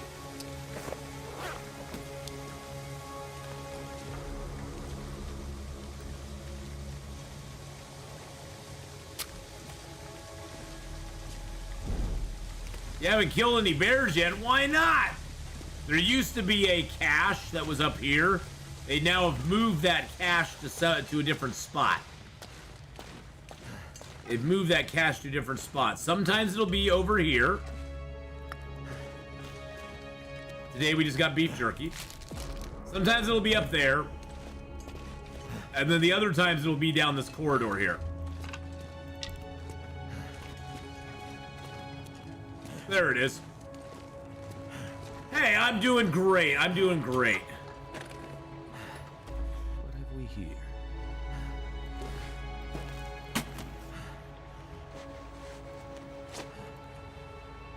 See, look at that. Rabbit skin hat. It's not as good as this hat. It weighs a little bit more. It has less windproof. Isn't that sad? It's like the aviator cap just basically makes that kind of be like nothing.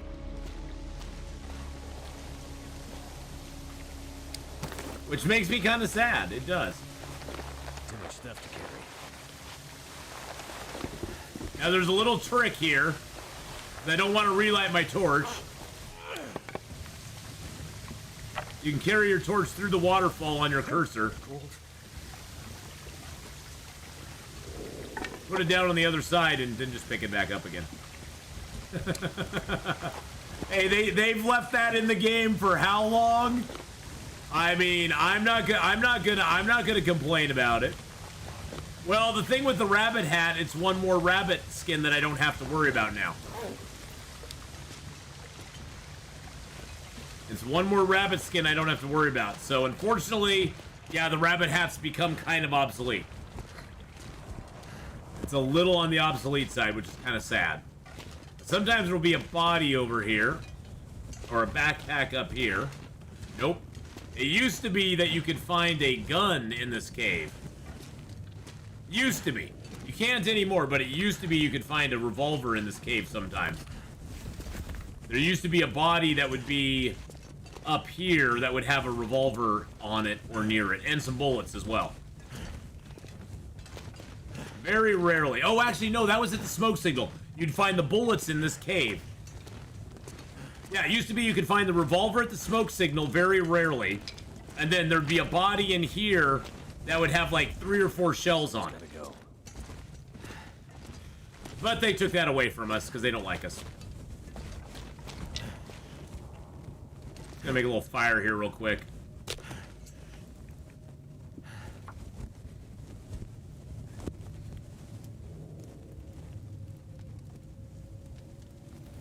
Usually sleeping now. Was listening to something while I dozed off and Cher had a beautiful nightmare, which was crazy awesome at first, then when horrific, woke nauseated. It was kind of graphic. I don't really like graphic nightmares. No, I'm good. I'm good. I don't need. I have my own nightmare fuel. I don't need any nightmare fuel. I don't need somebody else's nightmare fuel. Thanks. Sorry you had a bad dream though. I hate those. Those are the worst, man. Those are the absolute worst. But no, I'm good. I'm good. I'm good. I'm perfectly fine.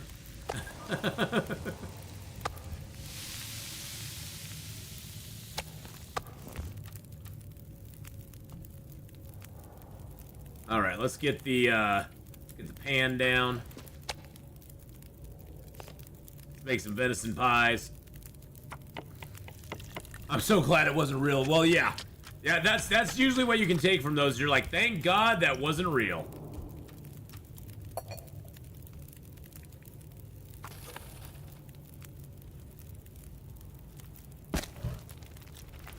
Okay, while those are cooking, I'm going to look down here for some more fuel. Sometimes there'll be a wolf corpse in that little corner there, too. There, a piece of cloth here. What do you know? Another stick. There's the big cave.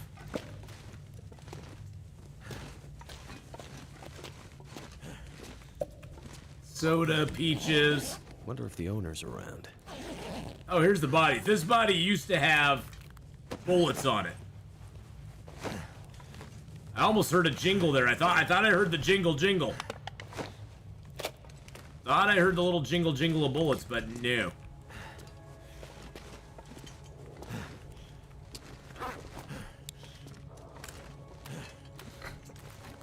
One of the worst I can remember in the last 30 or so years. Oh, wow. Yeah, those ones are no fun.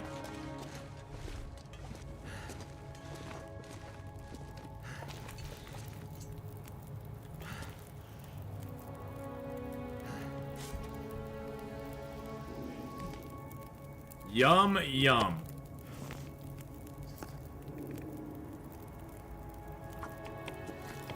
Oh, does it get lost in these caves? Well, you can mark them in a way. If you want to, you can take the stones that you find and you can make little markings, or you can take a stick. You can do this as well. You can go, okay, I went that direction. And then whenever you find a stick like that, you know that that's the way you came and that's the way you were from. So if you run over your own ground, you can know it. This cave I'm pretty used to these days, so.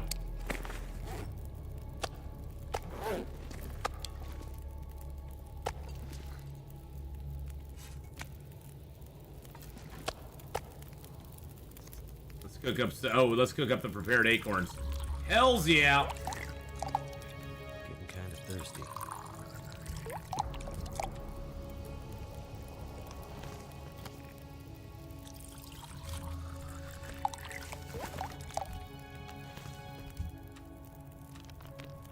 We need to make some more water. I just made water, now we need to make some more water. There we go. Let's do like a liter in each pan.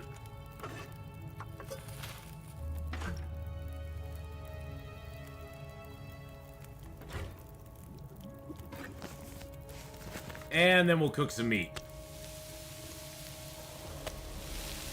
I did this in the transfer cave between Forsaken Airfield Zone of Contamination. It worked well. Yeah, it takes a little bit of time, and you got to be patient with it. But it does work. It does work out pretty good for you.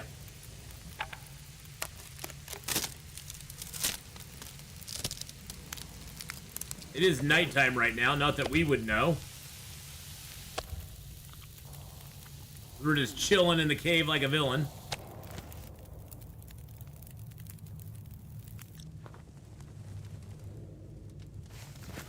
Too heavy.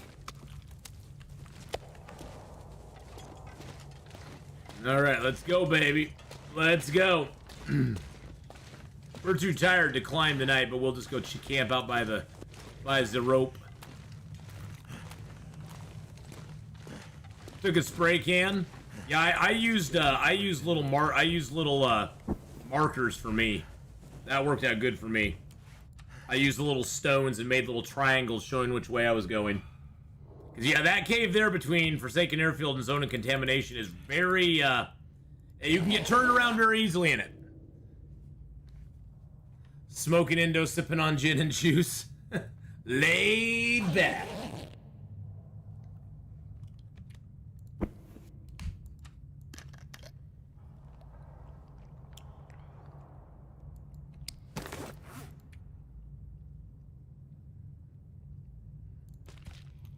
I'm gonna eat my venison pie. That'll make it so we aren't overweight anymore. Look at us. Look at us not being overweight any longer. Yay.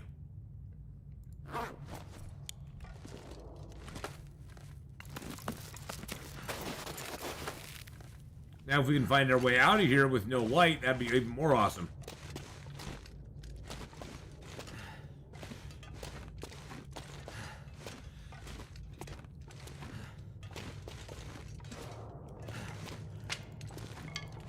Hey, look at that. Is it really snowing outside and blowing? Is it really snowing and blowing out here? It sounded like a storm for a second, but I'm not sure. Oh no, it's actually nice.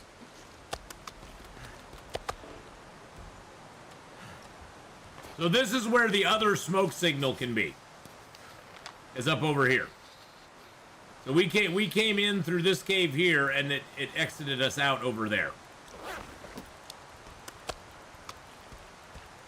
And we have a ton of smell on us now. Ton of stinkity boos.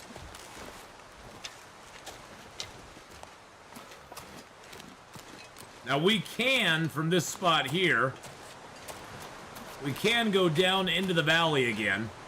There's a spot down there that we could go to.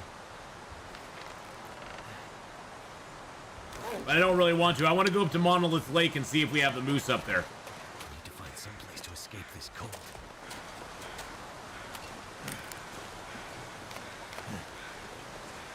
Every time I look in my backpack, you think I'm going to get ambushed? I hope not. I hope I don't get ambushed. That would be very mean. Sometimes there will be a maple. Oh, there we go. Yep, we got the maple over here. Sometimes there's a birch on the other side, too. This maple is kind of half buried in the snow. Cold.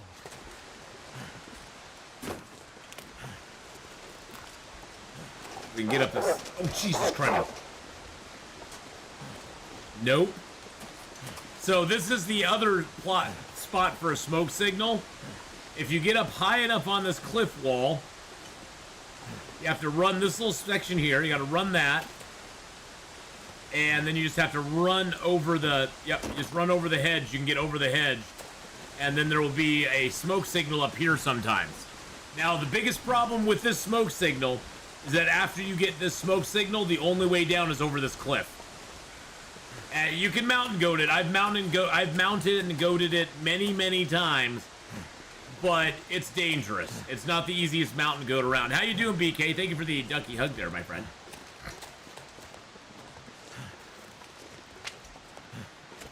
And then the smoke signal will be up here. And the cache will be like right in here.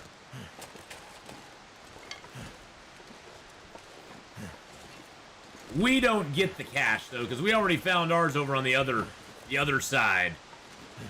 Basically, those two caves in Hush River, the Hush River itself, those two caves, one of them will lead you to the smoke signal.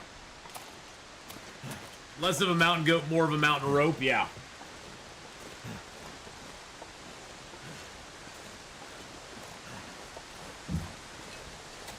Yeah, usually for this mountain goat, I usually start over here, and then I work my way that direction and down. It's pretty scary, though. Actually, you know, one thing I should have done while I was up here is done a little mappity booby drawing. Did I say booby drawing? No, not a boopy. A boopy drawing. No booby drawings here. No. We're not that kind of channel. That is not my channel. No. I may like them, but we're not going to draw them, okay? I'm just saying. A boopy. Like a little boop on the nose.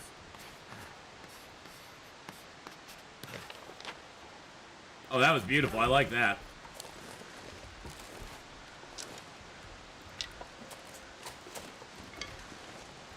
Hello, Sticks. How are you doing today?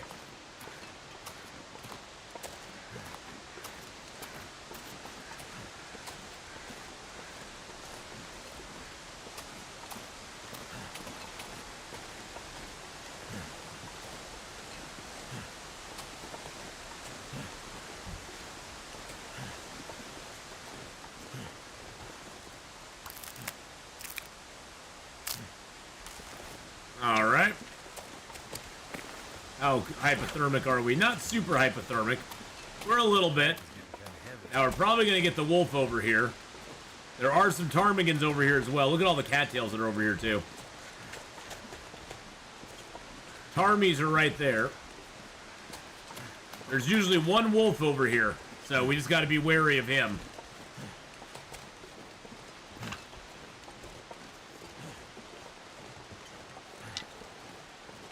And usually he's either down past that stump or he's up this other. There's two paths to go here. There he is. He was past the stump. Look at that.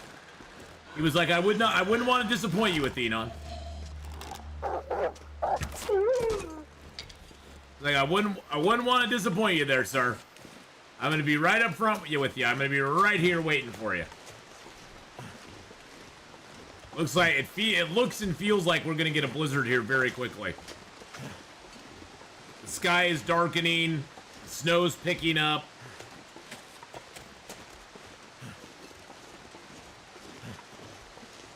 Yeah, visibility's getting worse and worse. It feels... Oh, excuse me. It feels like El Blizzardo is on the horizon here.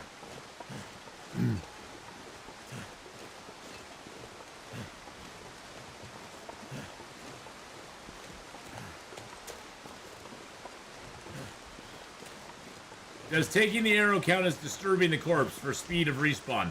No, it does not. As long as you don't have to like touch the corpse to take the arrow, you know, if you actually like, sometimes the arrow will get like buried under the corpse. Oh, it looks like we have the moose spawn here. There's this moose markings right over there. Sometimes the arrow will get buried under the corpse, and you have to like interact with the corpse to get your arrow back. But that's the only time it does count against you. Oh, Moosey!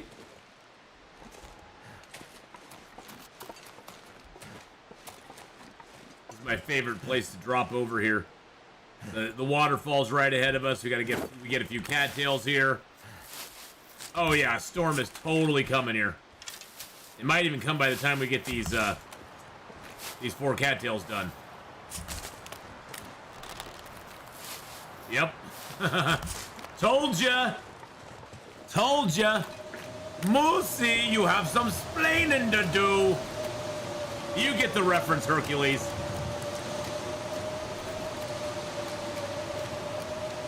Luckily, the cave's right over here, so we're just gonna go sit in the cave. I'm not gonna hurt you, Mr. Moose. I don't even want his hide at this point. I just want the food. I just want the meat. Yes, this is my 200+ day run. We got boots, whetstone, backpack with a sewing book in it, which is awesome. Because guess what? Guess what? One of the last skills we have that's not at level 5 is sewing. Yes, Queen, we have sewing to do. Let's go. All right, we're gonna drop these pies here, and I'm gonna drop that meat, and drop that meat, and we're gonna eat that. If anybody likes puzzle games, I can recommend Talos Principle 1 and 2. I do the second game. I'm doing the second game at the moment, which wrecks the brain. These games are so well done. Okay, good. It's nice to have some good recommendations. I mean, I don't like personally games that make me think, so I try to stay away from that. Keep the brain activity to a minimum. But you know, I know some people really like them, so.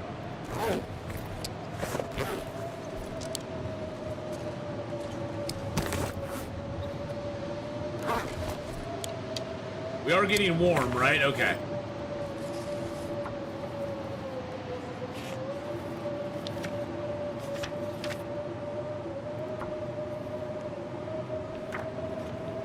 We'll do a little reading here, boys and girls, because why not? Oh, Moosey.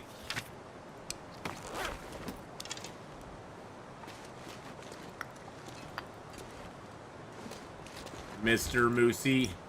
How I love you.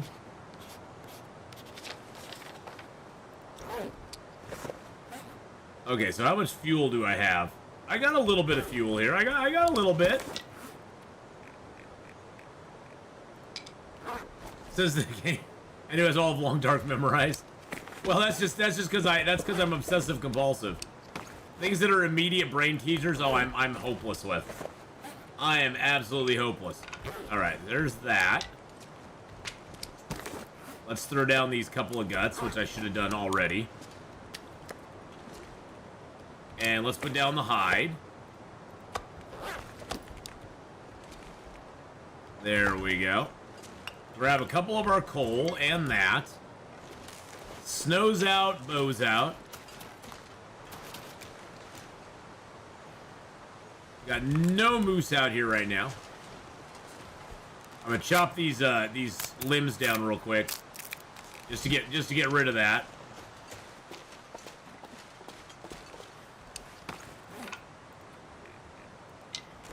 There we go. I will need to make some water. What was on the hill across the way? On the little hill over here in front of us? There's usually a body over there. Sometimes there'll be a backpack.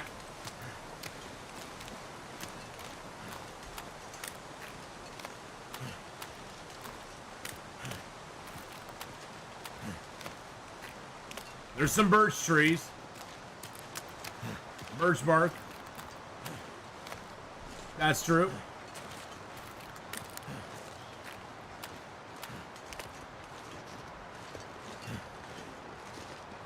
Today, though, it looks like we got nothing. Today, we got nada. It was a rock. Of course it was a rock. I want a rock. Rock. Now, you know, one cool thing about Monolith Lake that you can do, and we're going to do this right now, is you can break holes in the ice, boys and girls. Yes, you can. By the way, if you're ever wondering, there's the moose marks on that tree there. That's the most obvious tree that you can look at.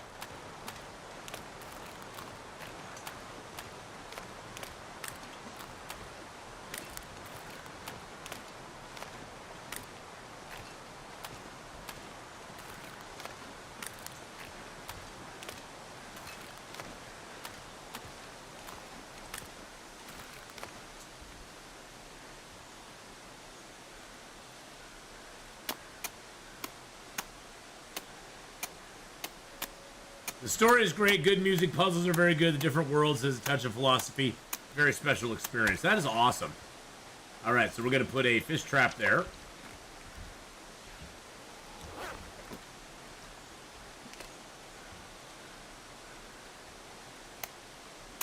Cold is making my head feel thick.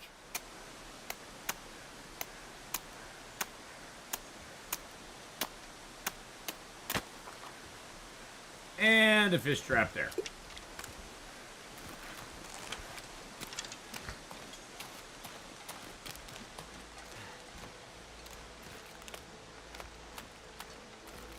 cold.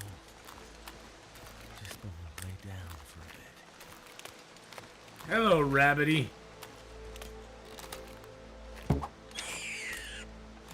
I need your flesh, friend. I'm sorry.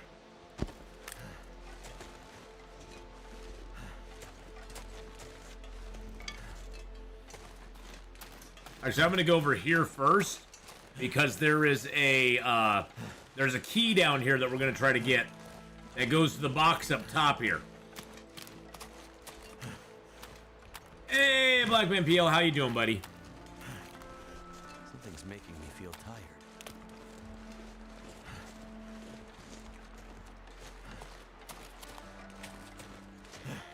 Oh, no, that's just a deer. It's like, is that the moose? No, that's a deer. That's one of those. That's one of those female deers. It's a doe, a deer, a female deer. It's a ray, a cup of golden sun. Me, a name I call myself. Far, a long, long way to run. This is also where the Vista point is over here. We have not found the Polaroid for this zone yet, but this is where the Vista point is over here. What do you want to do with your life? I want to rock.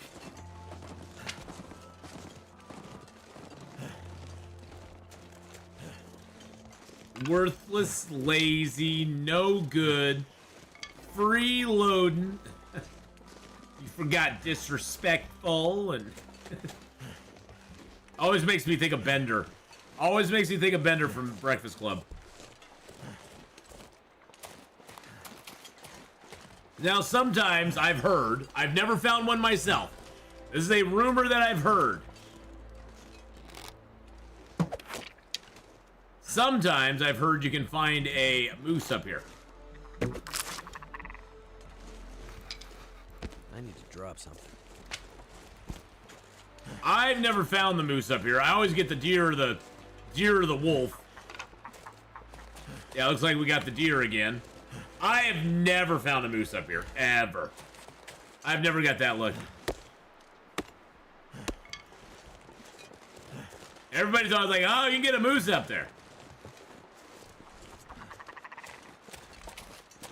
You know, I think the story behind that song is it was offered to somebody else before Simple Minds, and they turned it down because they were like, that song will never be anything. We don't want to do that song. And that turned out to be like the biggest song. That song's so iconic. It's funny sometimes, you know, in hindsight, artists will look at things and go, gosh, I really wish I had done that.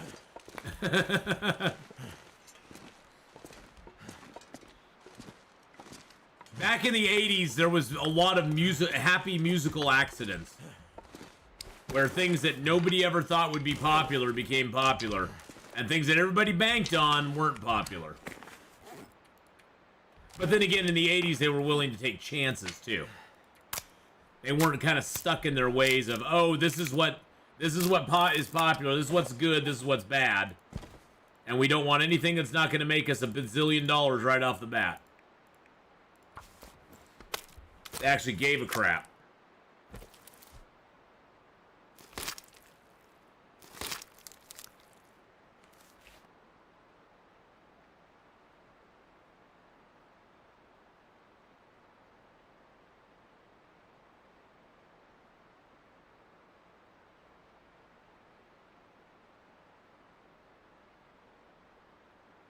All right.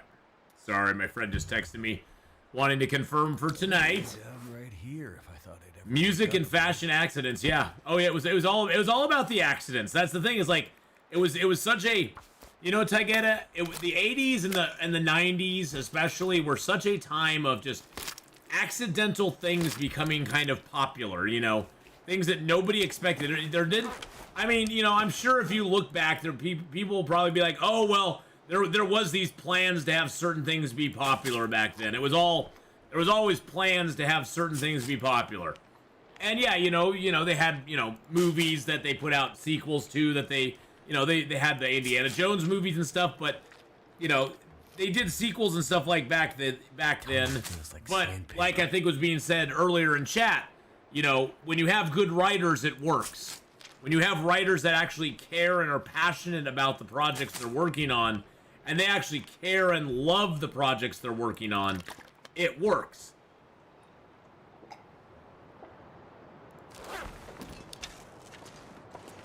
The worst thing someone would say about you in the 80s was that you were the same as something else. As someone else, originality was everything. Yes, it was. Hey, Delvid, how you doing? Any thoughts about the new update, new map? How do you like it? Zone of Contamination, it's okay. I'm not the biggest fan of it. I don't hate it, but I don't necessarily love it either. It definitely, to me, feels like kind of a, it feels like one of those zones that's kind of made for later game. You know what I'm saying? Which is okay to have those. I mean, I'm not saying it's a bad thing to have a late game zone, but the same thing, it just feels like that. The newest example of something becoming popular that was not expected, Pal World. Yeah, I mean, I've heard really good stuff about it. I probably won't play it. I don't generally get into the, I mean, Pal World to me very much seems like, you know, the newest group fun game that's come out, which is cool. I mean, it's nice that they have those. Not my cup of tea, but, you know, hey, not everything has to be your cup of tea, you know what I'm saying?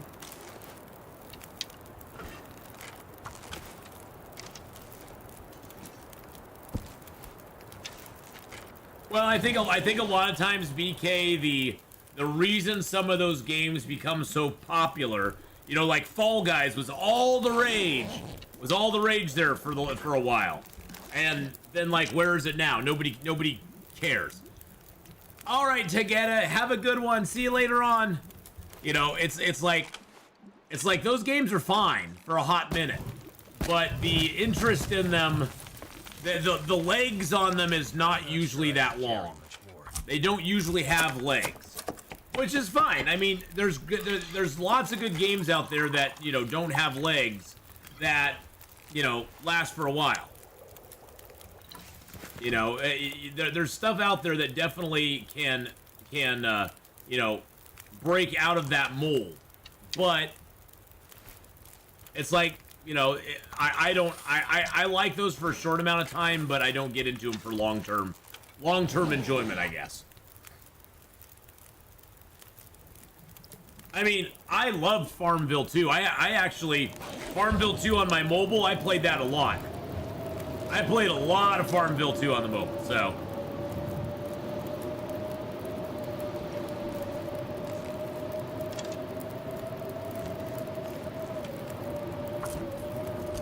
New World still comes and goes.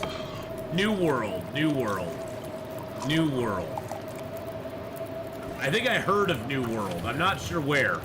I think I heard of it somewhere.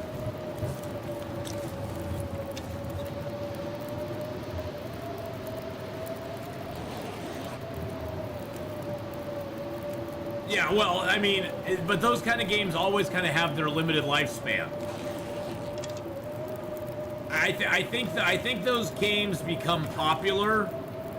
I think those games become popular because of the group aspect to them.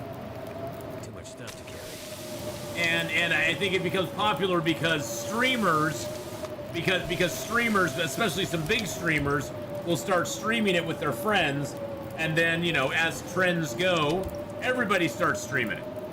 I mean, I was never a big fan of Phasmophobia. I was kind of like, yeah, okay, it's fine, I guess. I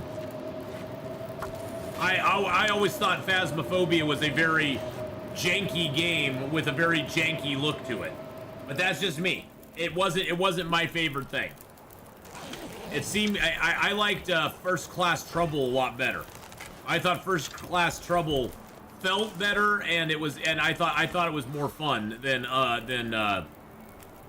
Phasmophobia. I'm not a big fan of horror type stuff either, though, so that probably plays into it as well, is that if I was more of a horror fan, I probably would be into it a little bit more. But I'm not a big horror fan either, so for me, monsters and that sort of stuff, I don't care about ghosts and stuff like that. Stuff like that is not my wheelhouse, so Enshrouded doesn't interest me. It does not interest me, don't know why, not sure why. I had fun with Enshrouded. I thought Enshrouded, I am a total scaredy cat. I thought Enshrouded was actually pretty well done, to be honest. I could make some rabbit pies.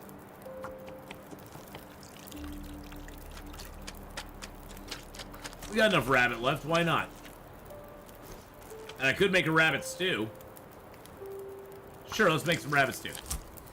If you get parasites in the game, can you avoid red on the eye and life display? No. If you get full blown parasites in the game, Nips, you will see the red eye. The red will come on your eye, come on the eye there, and it will also start taking your health away too. You will get it in both places.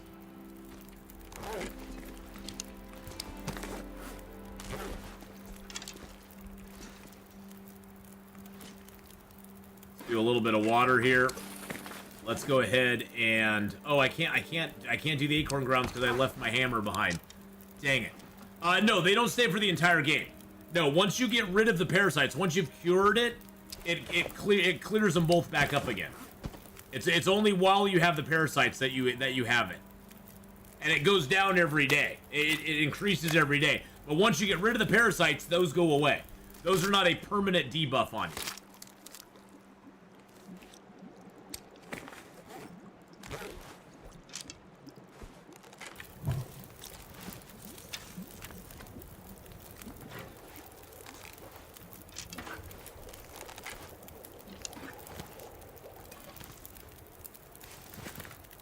What if the game's just slightly scary? Fears to fathom. No, I'll pass.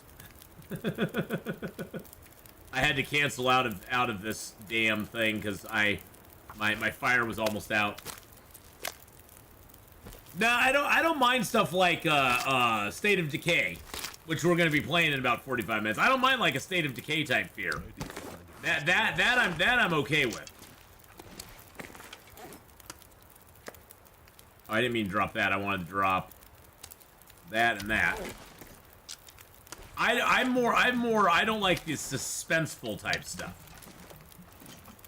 I'm not big into the suspense one. The scary stuff, the gory or whatever, I'm fine with that. I mean, I grew up watching 80s video. I grew up watching 80s videos, so you know, 80s movies. So I'm used to lots of gore in my movies. I wish there were more movies today that had more gore in them. I think all the fake blood and the fake silly stuff is just annoying more than anything at this point. I hate the movies that have all the fake violence in them. It doesn't look real. It's all CGI'd in. You know what I'm talking about. It's all CGI'd in. It doesn't look good. It just feels cheap. It feels cheap. Yeah, stuff like Hellraiser, Event Horizon. You know, those ones had gore. Those ones had, I mean, to be honest, Event Horizon was a little much for me. I'm not gonna lie. Event Horizon terrified me. Event Horizon was probably one of the... I know it sounds stupid, but for me, Event Horizon was so scary. And I think it's scary from the standpoint of it's more of a science fiction horror. I have an easier time believing science fiction horror than I do believing in supernatural horror. For me, supernatural horror, I'm like, what are these idiots doing? It's like, don't go in there. Don't you know, it's the house is telling you it's gonna kill you, and yet you're like, nah, I don't care. What's the worst that can possibly happen? Well, you know, nothing's gonna happen, right? It's like, yeah, well, you just deserve to die, buddy. I don't care about him. But science fiction horror for me, I can kind of almost believe some of it. I can almost be like, yeah, that could possibly happen. You know, some spaceship rips a hole in the universe and bad stuff starts coming through. I can kind of buy that.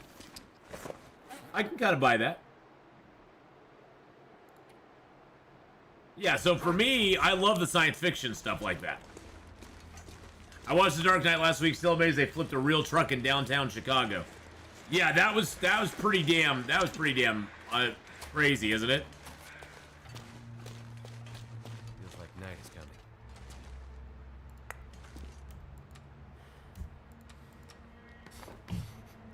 Which Horizon game? Well, I've only played Horizon Zero Dawn, and it's absolutely awesome. Horizon Forbidden West is coming in March, and I'm definitely going to be playing that. I'm probably going to play Horizon Zero Dawn again before I play Horizon Forbidden West, because I love the gameplay, and I know there was a whole bunch of controversy around Horizon Zero Dawn. I don't care. Or Horizon Forbidden West. I don't care. I like the game. I liked Horizon Zero Dawn. I like the gameplay. I like the protagonist. I thought it was well done. I thought it was well written. For me, I was like, it's a pretty sick game. So.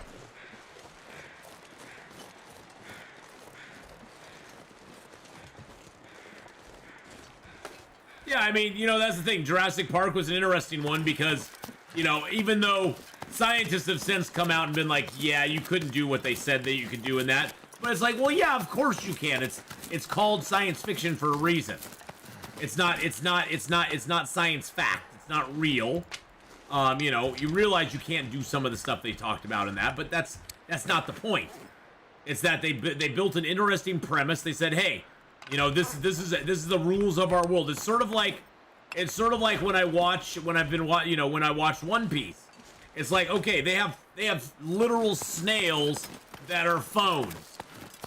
Okay, fine, that's their world. Their phones have snails. Athena, me and my daughters beating those 2 games. Nice. Yeah, I'm looking forward to playing Forbidden West. Killing robot dinosaurs never ever got old. It never did.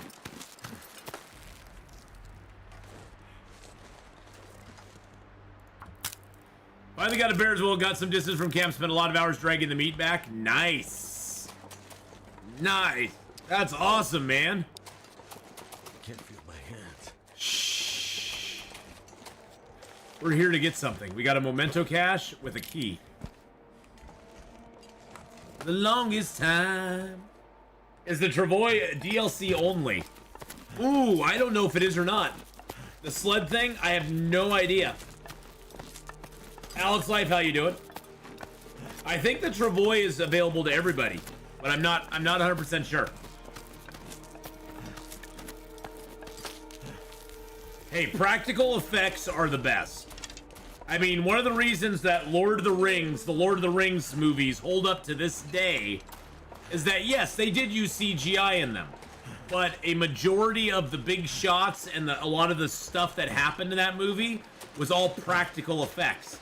It was all miniatures, bigatures, they did a whole combination. I think for Helm's Deep, they actually had 3 different, like, scale models of Helm's Deep.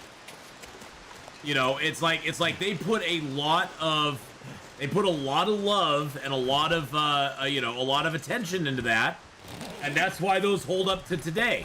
Because guess what? Practical effects, yes, to a certain extent, some practical effects age badly. I would argue that practical effects over time hold up way better than CGI effects. I think they do. I think they hold up way better than CGI effects.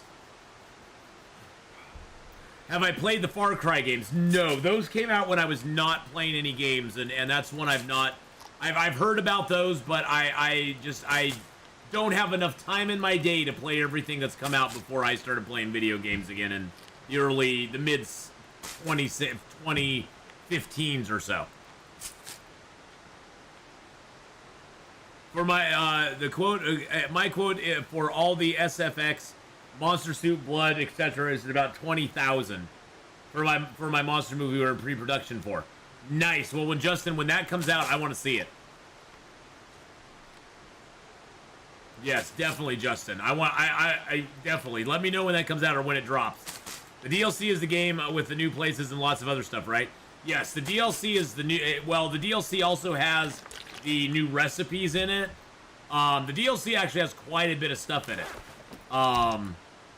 But I believe it has all the new recipes and the skillets tied to it. I'm pretty sure. It'll be a while. You got to make it first. Oh yeah, that stuff is all over a long period of time. I know. I'm gonna rip this apart.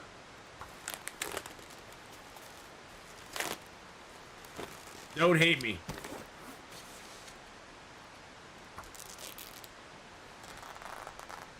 But yeah, I've never played the Far Cry games before. Those, I just, they came out at a time where I was not really playing games. Well, I was playing games, but it was all EverQuest. It was all EverQuest. EverQuest and EverQuest 2 consumed my life for 14 years. That was all I played. That's how honed in on one game I can become. When you reach like day 500, are there any more matches in the game? Oh yeah, tons of matches. By day 700, I had still over 100 matches sitting at the Carter Hydro Dam waiting for me. The thing that you got to remember is that as the game goes on, your clothing is better, so you don't have to light fires as often to get warm. You may be making a fire to take down a bear, and then you're cooking that entire bear, and so you don't have to keep making fires to cook up a rabbit here and a ptarmigan there and a wolf there. So you aren't using as much fuel, or you aren't using as many matches, and by that time you'll probably have a fire striker or a mag lens, and you can swap those in and stop using matches as well. So there's a lot of things that contribute to low match use later in the game. Because like right now on me, I have what, 21, 33, 36, 45. I have 45 matches on me right now. And I left matches back in Pleasant Valley, I'm pretty sure. Yeah, I've left matches back in Pleasant Valley, and I think also in the Carter Hydro Dam or Mystery Lake. So I've left some matches in my main areas as I've left them, because I had like 100 matches or so. I had a ton of matches. So I was like, yeah, I don't need all these.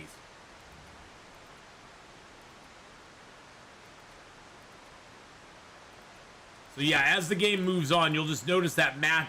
It's sort of like what happens with the bow and arrow. In the early game, you're just using the bow all the time. Your bow condition just wears down so fast. You're like, oh my god, I just made this bow like a week ago and it's already at 30%. What the hell's going on? But then as the game progresses, you're not firing it as much. You're more accurate with your shots. You're taking down an animal in one hit instead of taking 2 or 3 at it. So your bow's condition slows down over time. Same thing happens with matches. Your bow condition loss, I should say, slows down. But the same thing happens with matches. Your consumption of matches slows down over time as well, because you just aren't really using them as much. And early game, you definitely want to use the early game trick is to use that torch before you get cooking 5 or fire making 5. You should never ever light a fire other than your very first fire in the game. After that, you should never ever light a fire with just a match. You should always have a torch on you and always light a fire with the torch. That will save you multiple matches. So, I mean, if you can get that first fire lit with only using 2 matches or 3 matches, that's like golden. A lot of times my first fire, I have to spend like 5 matches to get that first fire lit, which really makes me go, I'm grabbing like 3 torches out of this sucker right now because I am not wasting any more matches.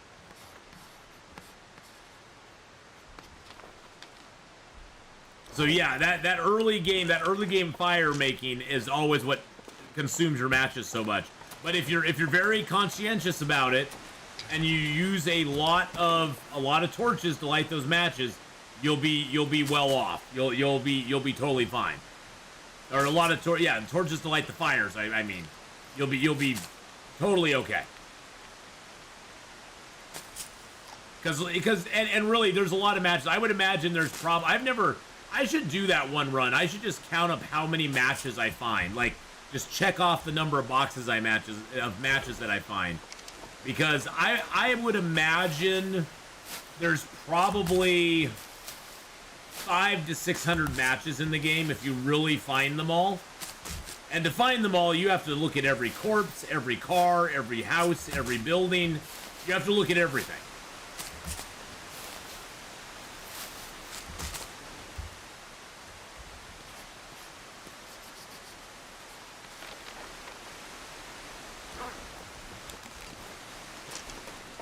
That's the thing I love about this game, Nips, is that the basic play and basic premise of this game are very simple. You just have to live another day. That's all there is. You live another day, however you do it, it doesn't matter. Live another day. Now, in practice, that's a lot harder than it sounds, especially at the higher difficulty levels. There's a lot of minutia about how you arrive at living that next day. So that's where the trick comes in. Is there's a lot of little tricks and sort of like survival hacks that you can use. They aren't actually hacks, but it's sort of like a life hack. You find out a life hack and you're like, oh wow, that just made everything so much easier. And that's the same thing with this game, is that you find out one of those little survival hacks, like lighting all your fires with torches, and you're like, oh my god, that changes my game to such an extent that it's like, wow, okay, why was I not doing this all along?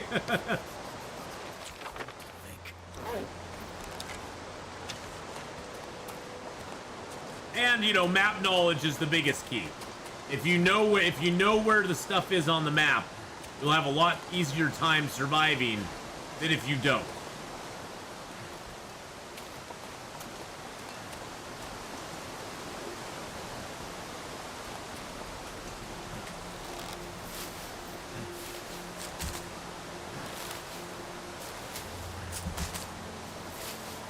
Yeah, we're gonna be living off cattails down here, baby. Oh yeah. I'll have to come back and map that when it's not so cold. I sure would like to find the wolf down here. So, by the way, this is the other place the moose can spawn, is right over here. So if you don't have the moose at Monolith Lake, he'll be down here at the bottom of this area. This is like one of the lowest areas in the map. And you also have to climb in and out of this area. There is no access except for the rope on this side, and there's a rope over on the other side. And those are the only ways in and out of this. So you have to have a bedroll to sleep down here. I guess you could ultimately make a snow shelter if you absolutely needed to. I would not recommend coming down here early game, though. It's going to be very hard to get back out. Because one thing this zone lacks is a lot of cloth. And how you doing? How you doing, Juan? How's it going, buddy? Unless you're playing Interloper, you should have tons of matches, even to get you to level 5 with tons to spare. But good afternoon, my friend. I hope you're having a grand day.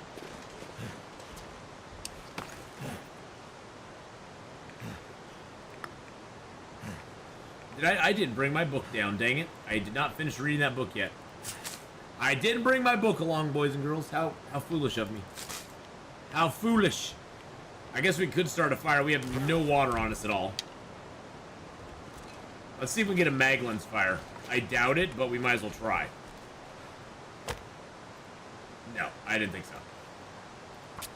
I didn't think so.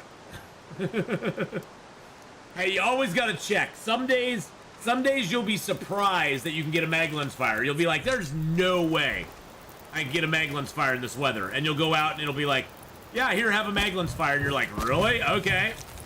Thank you. May I have another Maglin's fire? I would like that very much.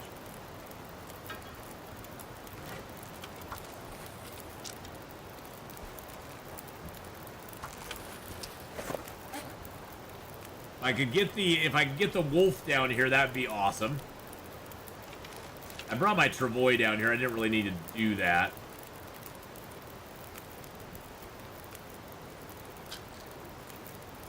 I got all these painkillers on me. We can drink that down to get the water out of it. Drink that one down and get a little more water out of it. There we go. Yeah, there are no matchbooks on Loper, only the wood matches. That is true. That is a big difference.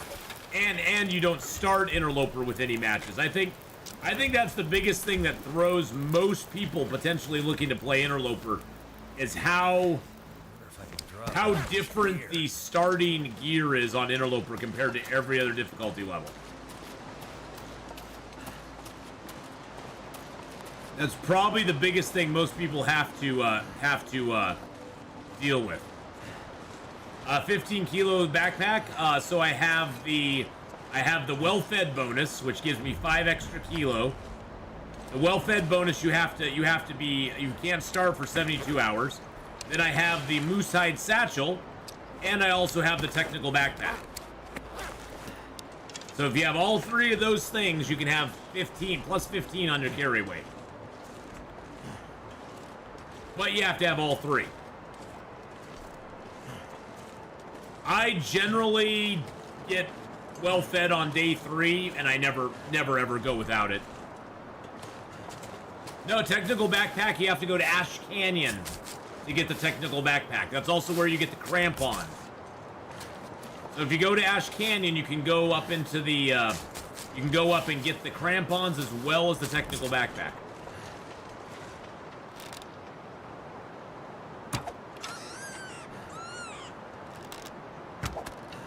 Oh, I shot too early.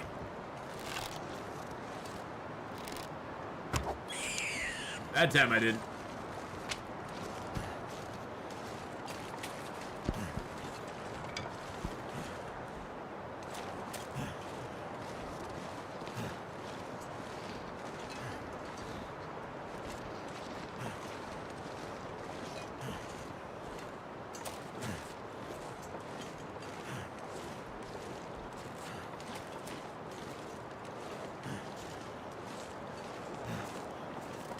I'm gonna drop these rabbits down on the ice here.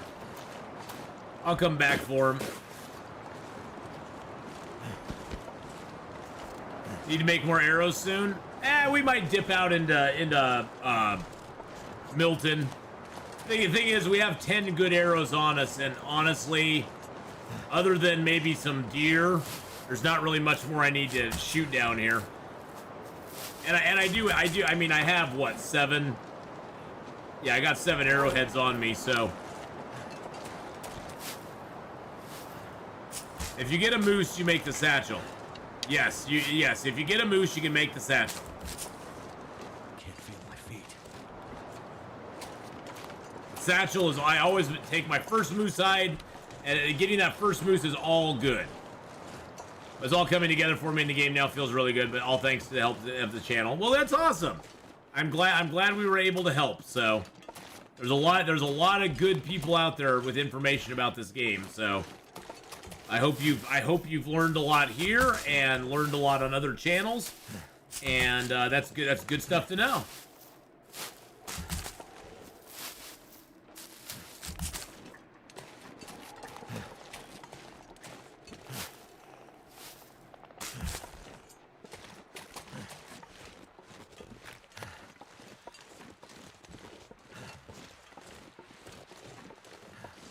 Hopefully down here we'll get a Polaroid.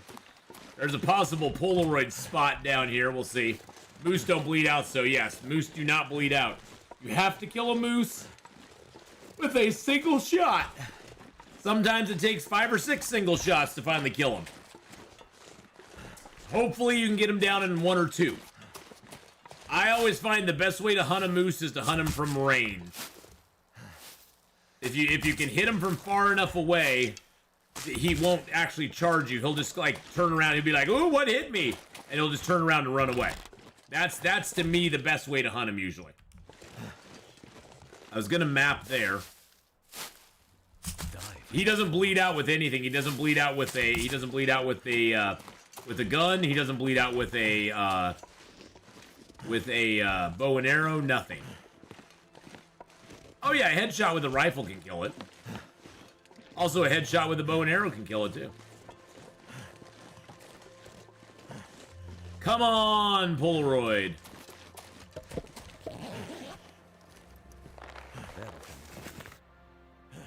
And I got some spray paint. This is what I think of your spray paint.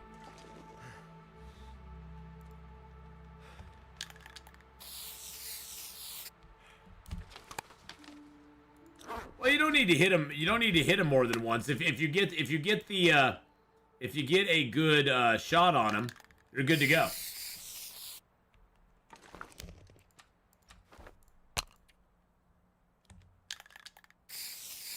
Yeah, the Polaroids have been really sneaky hard to find this run. Usually, I run across them just by chance. It's like I don't even have to look for them. But this run, they've been kind of tough to find. Now, as Raph said, you don't just draw pictures with it, okay? It's not for graffiti. It's not for graffiti. Yes, it is. Don't tell me what I can't do. We're gonna sit by you and, actually, can I just start a little mag lens fire here? Oh, yes, I can. Okay. Let's make a mag lens fire here and get warmed up. Since we got a mag lens, we might as well do it. If I had to spend a match on it, I'd just head back to home. But since we can get a free fire here out of a mag lens, snippity snappity boo, we're doing it. It worked. There's only -1 in here, so let's just add a few sticks. There we go.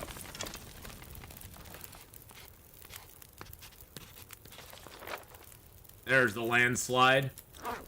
Landslide knocked me down, or struck me down, or fell down on me, or something like that. Landslide did something to me, baby.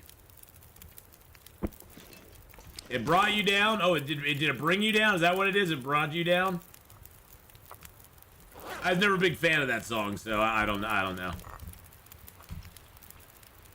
It wasn't my bag. Wasn't my bag, but you know I have weird taste in music, so. Hey, Monado Blade, how you doing? By free fire, does the mag lens ever run out of durability? No. The only way the durability I've heard, I've never had this in the 6,500 plus hours I've played. I've never had this actually happen to me, but the rumor is that the only way the maglens can be damaged is if you happen to get attacked by a bear, and the bear damages you, and he could possibly damage your maglens as well. That's just a rumor. I've never seen that or experienced it myself, but that is what I understand. That is basically, it's sort of like the bedroll. You know how the bedroll can get damaged if you get attacked by an animal. The Maglen supposedly has that possibility as well. I've never had that happen ever, so. Well, no, a free fire is not a joke. That is a free fire because the Maglens never wear... The Maglens is one of the... I think it's one of the most unsung heroes in the Long Dark game. Because it is something where every time it's nice out, or even not nice out, if you have a Maglens, you always want to check if you can light a fire outside. Even if you're planning on cooking inside, if there's nice weather out, go outside, see if you can light that fire with a Maglens. Grab a torch or get a torch out and light the torch off that fire. And then you can go ahead and go inside and light another fire. Not only do you get a free fire that didn't cost you a match, but you also got 2 fire starting skill ups. You got a fire starting skill up with the match, you got a fire with the Maglens, and you get another fire starting skill up with the torch. So it could be very, very, very advantageous to you.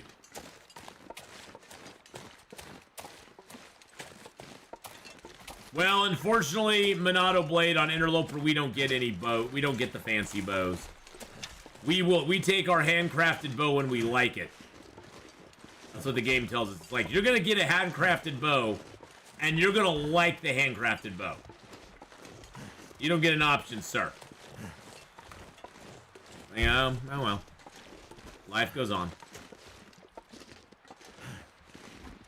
Well, you know, Monado Blade, especially since there's no way to repair the bow. It's like, oh, so it's really going to make that big of a difference that you get 1 free bow in the entire game.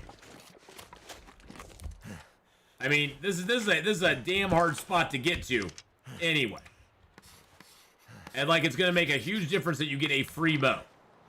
It's like, that's not going to change your game that much.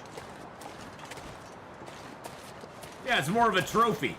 You get a free bow that then's gonna wear down over time and you can never repair. It's not like the rifles in Stalker, Voyager, and Pilgrim, where you know you can get those rifles and you can keep repairing them back up again.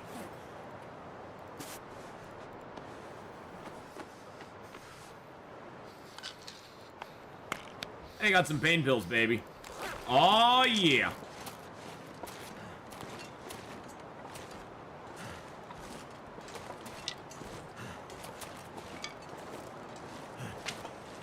Oh, look at all these sticks. That's one thing I like about this valley. Tons and tons of sticks.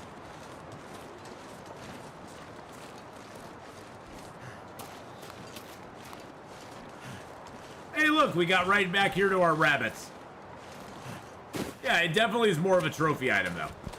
You made the bow today, first time I made it. Nice. That's always such a great feeling, Nips, when you can make that, when you can get that first bow, that first forge run done. It's always such a good feeling. You're like, yeah, look at me. I did it. I did it, baby.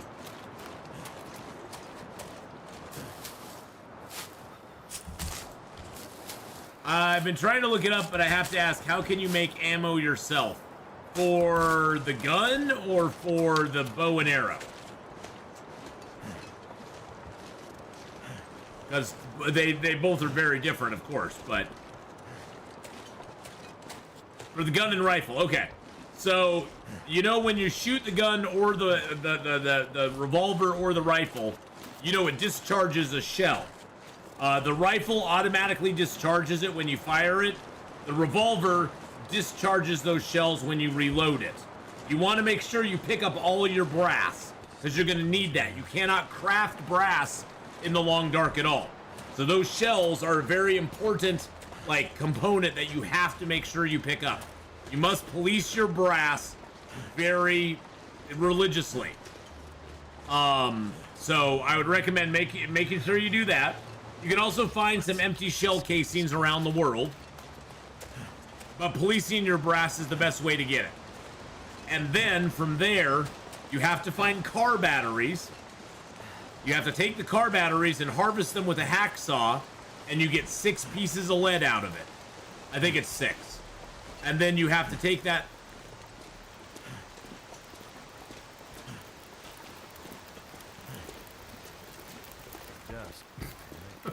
Then you have to take that lead. I got a fire burning back here. You have to take those lead pieces, and at the armory benches that are only in Bleak Inlet and Black Rock, you have to take that lead there and make it into bullet tips. And then those bullet tips are one component of what you need. The brass is another component of what you need. The other component that you need is you'll find fertilizer and dusting sulfur around the world. You take or fertilizer and stump remover. You have to take a fertilizer and a stump remover, and I think it's a couple pieces of charcoal.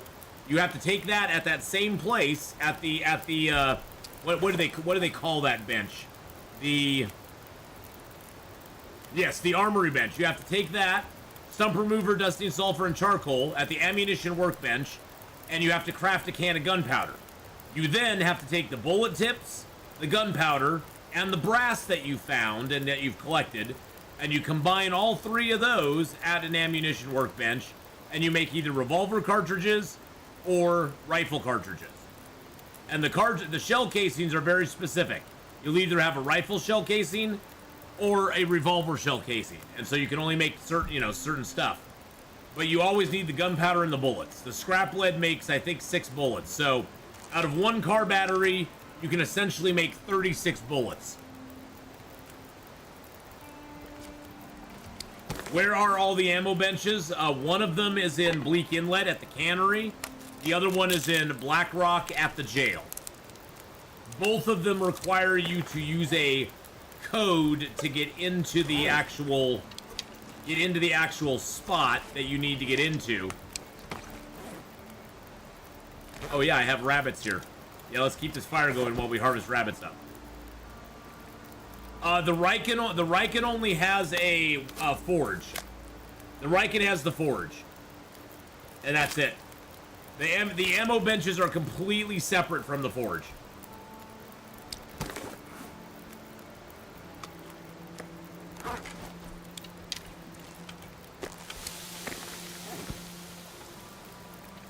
It'd be nice if Desolation Point had one in it, but it doesn't. And the other thing that the place that has the ammo benches have is they also have a milling machine at the ammo bench station there. And those are really nice too. Yeah, making ammo involves a ton of work. That's why I was really disappointed that they took the revolver out of Interloper. Because I was like, it's not like they gave us tons of bullets or anything for the revolver. We got a handful of bullets and a revolver. And the biggest problem with the revolver and the rifle, especially on Interloper, is that there was no way to repair them. So whatever you found the revolver in, quality-wise, that's what you got to deal with. You have no choice as far as like trying to make it better or anything. The only way to make it better is to go to Bleak Inlet or go to Black Rock, use the milling machine and repair it. So it gave you a very limited item that maybe could get you out of a jam, but really did not have a lot of long-term, survival benefit to you. And it gave you something late game to go do, which I thought was kind of fun. I always thought that was a great aspect of it.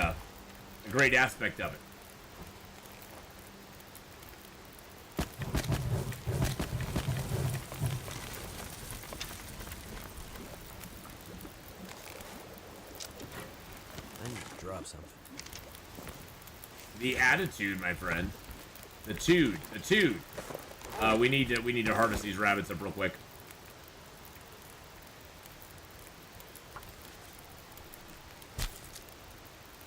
But yeah, I always recommend, Nips, that before you play Interloper, you do some practice runs to Bleak In or to Broken. Yeah, I can't even talk. Not to Bleak Inlet. I recommend you do practice runs to Forlorn Muskeg and Desolation Point, fully kitted out with a hammer, 7 to 8 pieces of metal, a hacksaw, some cloth.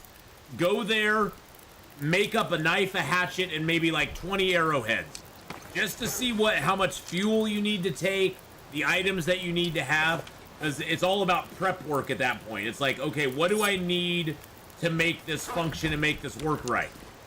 And if you make those practice runs on the easier difficulty levels, then when you get to actually playing Interloper, you're like, oh, okay, I know how to get over there. I know the path. I know what I need to take with me. I know how, you know all the, you basically aren't going into it like blind at that point. So I do highly recommend people do those. That's why I highly recommend people do those sort of practice runs before they actually do it on Interloper.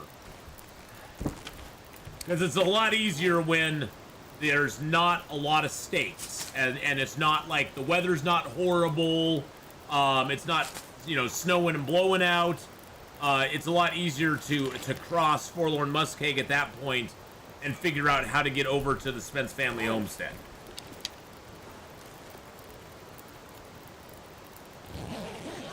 Well, we did not get a Polaroid down here, which I'm a little bit disappointed by.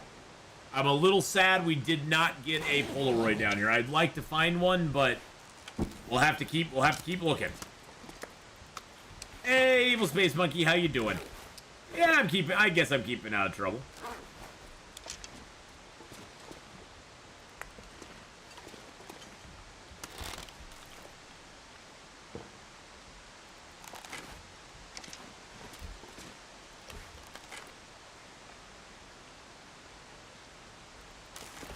Probably never coming back here again, but I'm a little bit overweight, so we're gonna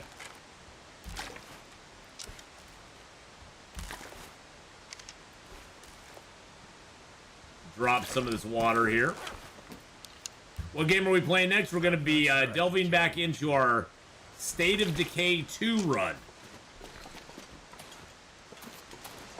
on Nightmare difficulty in Cascade Hills. I've already lost one entire group of characters on that run, and I think I'm gonna try to take out a Plague Heart today. Looks like the Angel of Death has passed me over this round of layoffs. We lost 2 of my peers on the leadership team, but I survived. The 5th round of layoffs this year, worse than the .com crisis. Yeah, that's always, yeah, I'm sorry to hear about that, Evil Space Monkey. I'm glad you survived this round, though. That's good. That's good.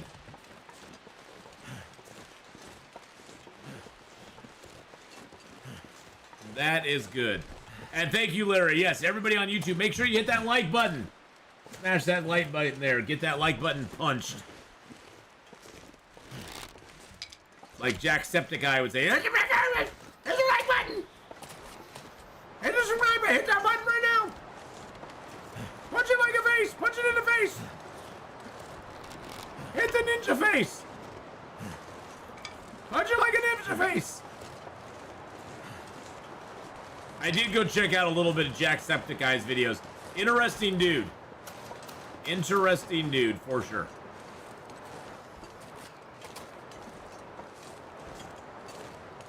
I'm sorry, it sounds like ninja face to me, okay? Sounds like he's saying ninja face to me. Ninja face!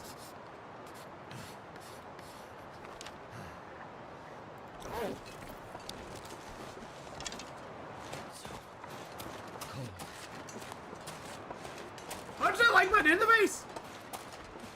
That's how fast he says it. That's why it sounds like ninja face.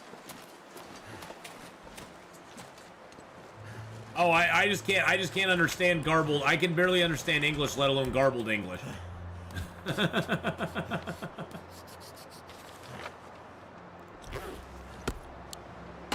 I can't understand heavily accented English, okay? I am that guy who, when I get on the phone with a person who's not from, not a native English speaker, and they're trying to help me with a, I get hooked up to one of those call centers when I have a problem, I eventually have to ask for somebody else. And I explained to the person, I'm like, I'm not trying to be rude. I just need to speak to somebody that I can, understand, because I really want to make sure we get our problem resolved. And I'm understanding like every second or third word that you're saying. And I can't do that. And I try to be as nice about it as I possibly can. I'm not trying to be, I explained to him, I'm not trying to be a jerk. I'm not trying to, they speak English just fine. If I was in a, just a random conversation with them, it probably would not be that big of a deal. But when there's very, very specific details that you need to actually like work out and work through, there has to be a good line of communication. And I would be, it'd be the same way if like somebody who is French and I spoke very broken French and I could understand what they're saying, but if I tried to speak to them in French and I couldn't communicate with them, I think it would be, totally reasonable of them to go, I really need to speak to, somebody who actually speaks French more fluently, because I can't get my problem resolved because I can't understand what you're trying to relate to me, which I would be totally like, I totally get it. The Subnautica thing is sped up and high pitched, so it's not his real voice.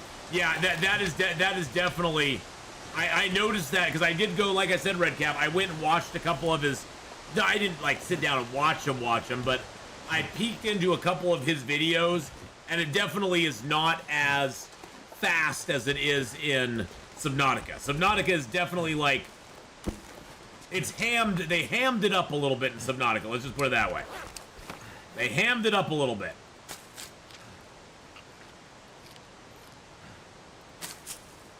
Probably could understand it myself. I know what he's saying and I still can't understand it. That's how dumb I am, okay? Hey, Tylea, how's it going? How did Shrouded go for you today? Yes, I saw you.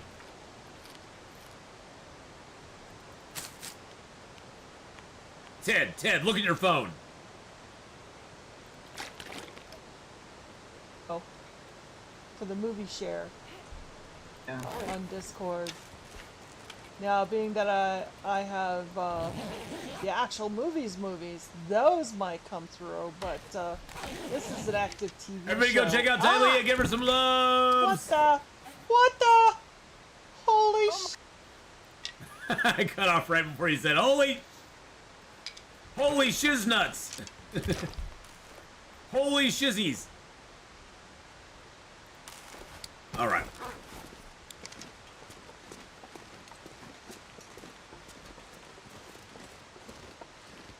Holy shiz-tacular. Alright, time to get out of the valley, boys and girls. We got a 2-rope climb ahead of us. This is always a fun way to get out of here. Holy cheese balls, exactly.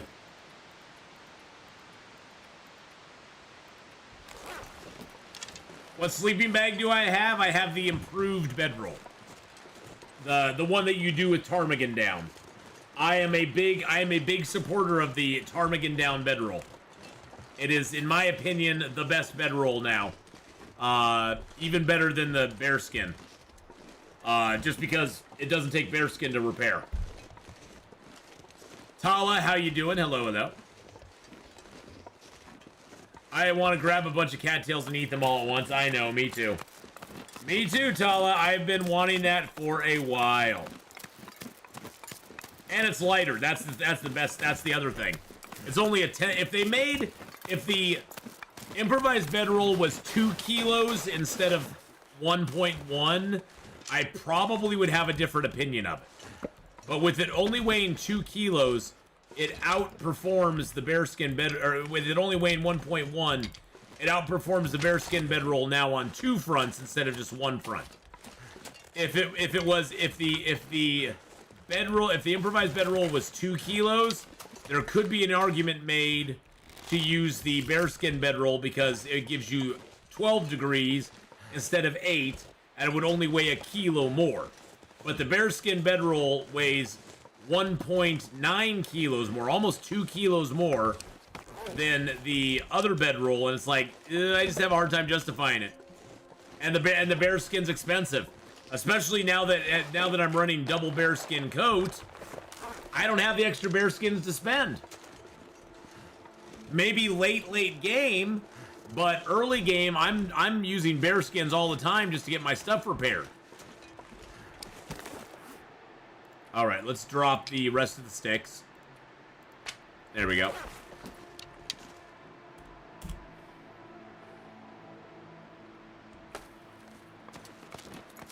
Yeah, and you can use a ruined bedroll to make the improvised bedroll.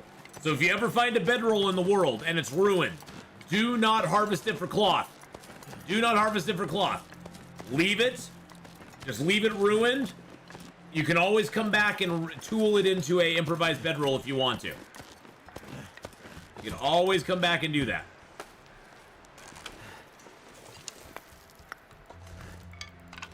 This is my camp out ledge. Something behind. I always camp out here. Can I get a Maglin's fire going? Oh, hells yeah. Hells yeah. Let's go. Let's go. I've been toying with Beowulf. I know you're not a huge fan of Wolf Coats, but ease of repair is nice. Oh yeah, ease of repair is the biggest advantage the Wolf Coat has, Jameer. I mean, I've never denied that. Turned out The pretty well. ease of repairing that coat is so beneficial because you don't ever have to worry about it. We can't freeze in 2 hours, so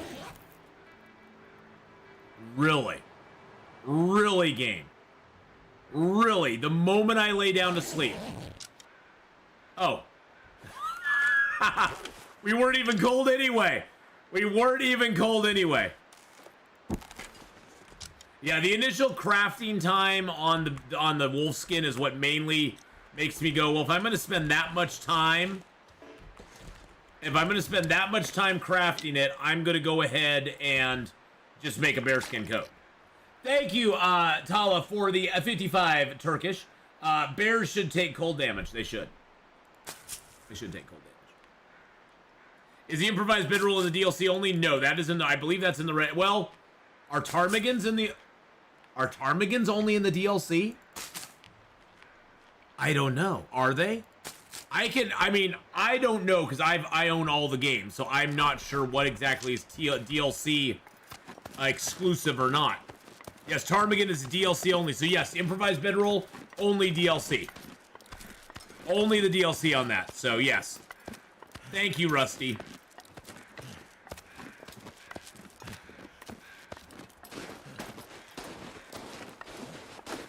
There we go. I got no Polaroids. That makes me very sad. Makes me very, very sad. Very nice. We do have the key, though, to go up to the top here. We're right here right now. We're here right now. We have the key to go up here and get that lockbox open.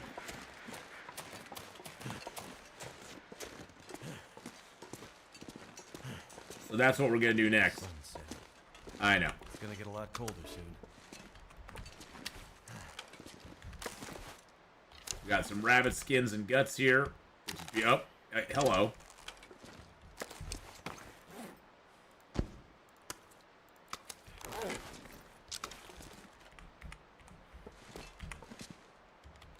The rabbity skins. And we got this maple.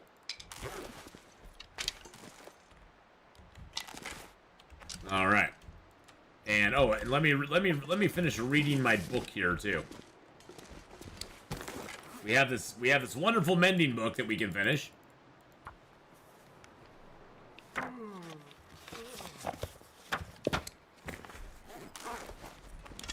Oh yeah, they'll probably add more things to the DLC as time goes on. I can almost guarantee it.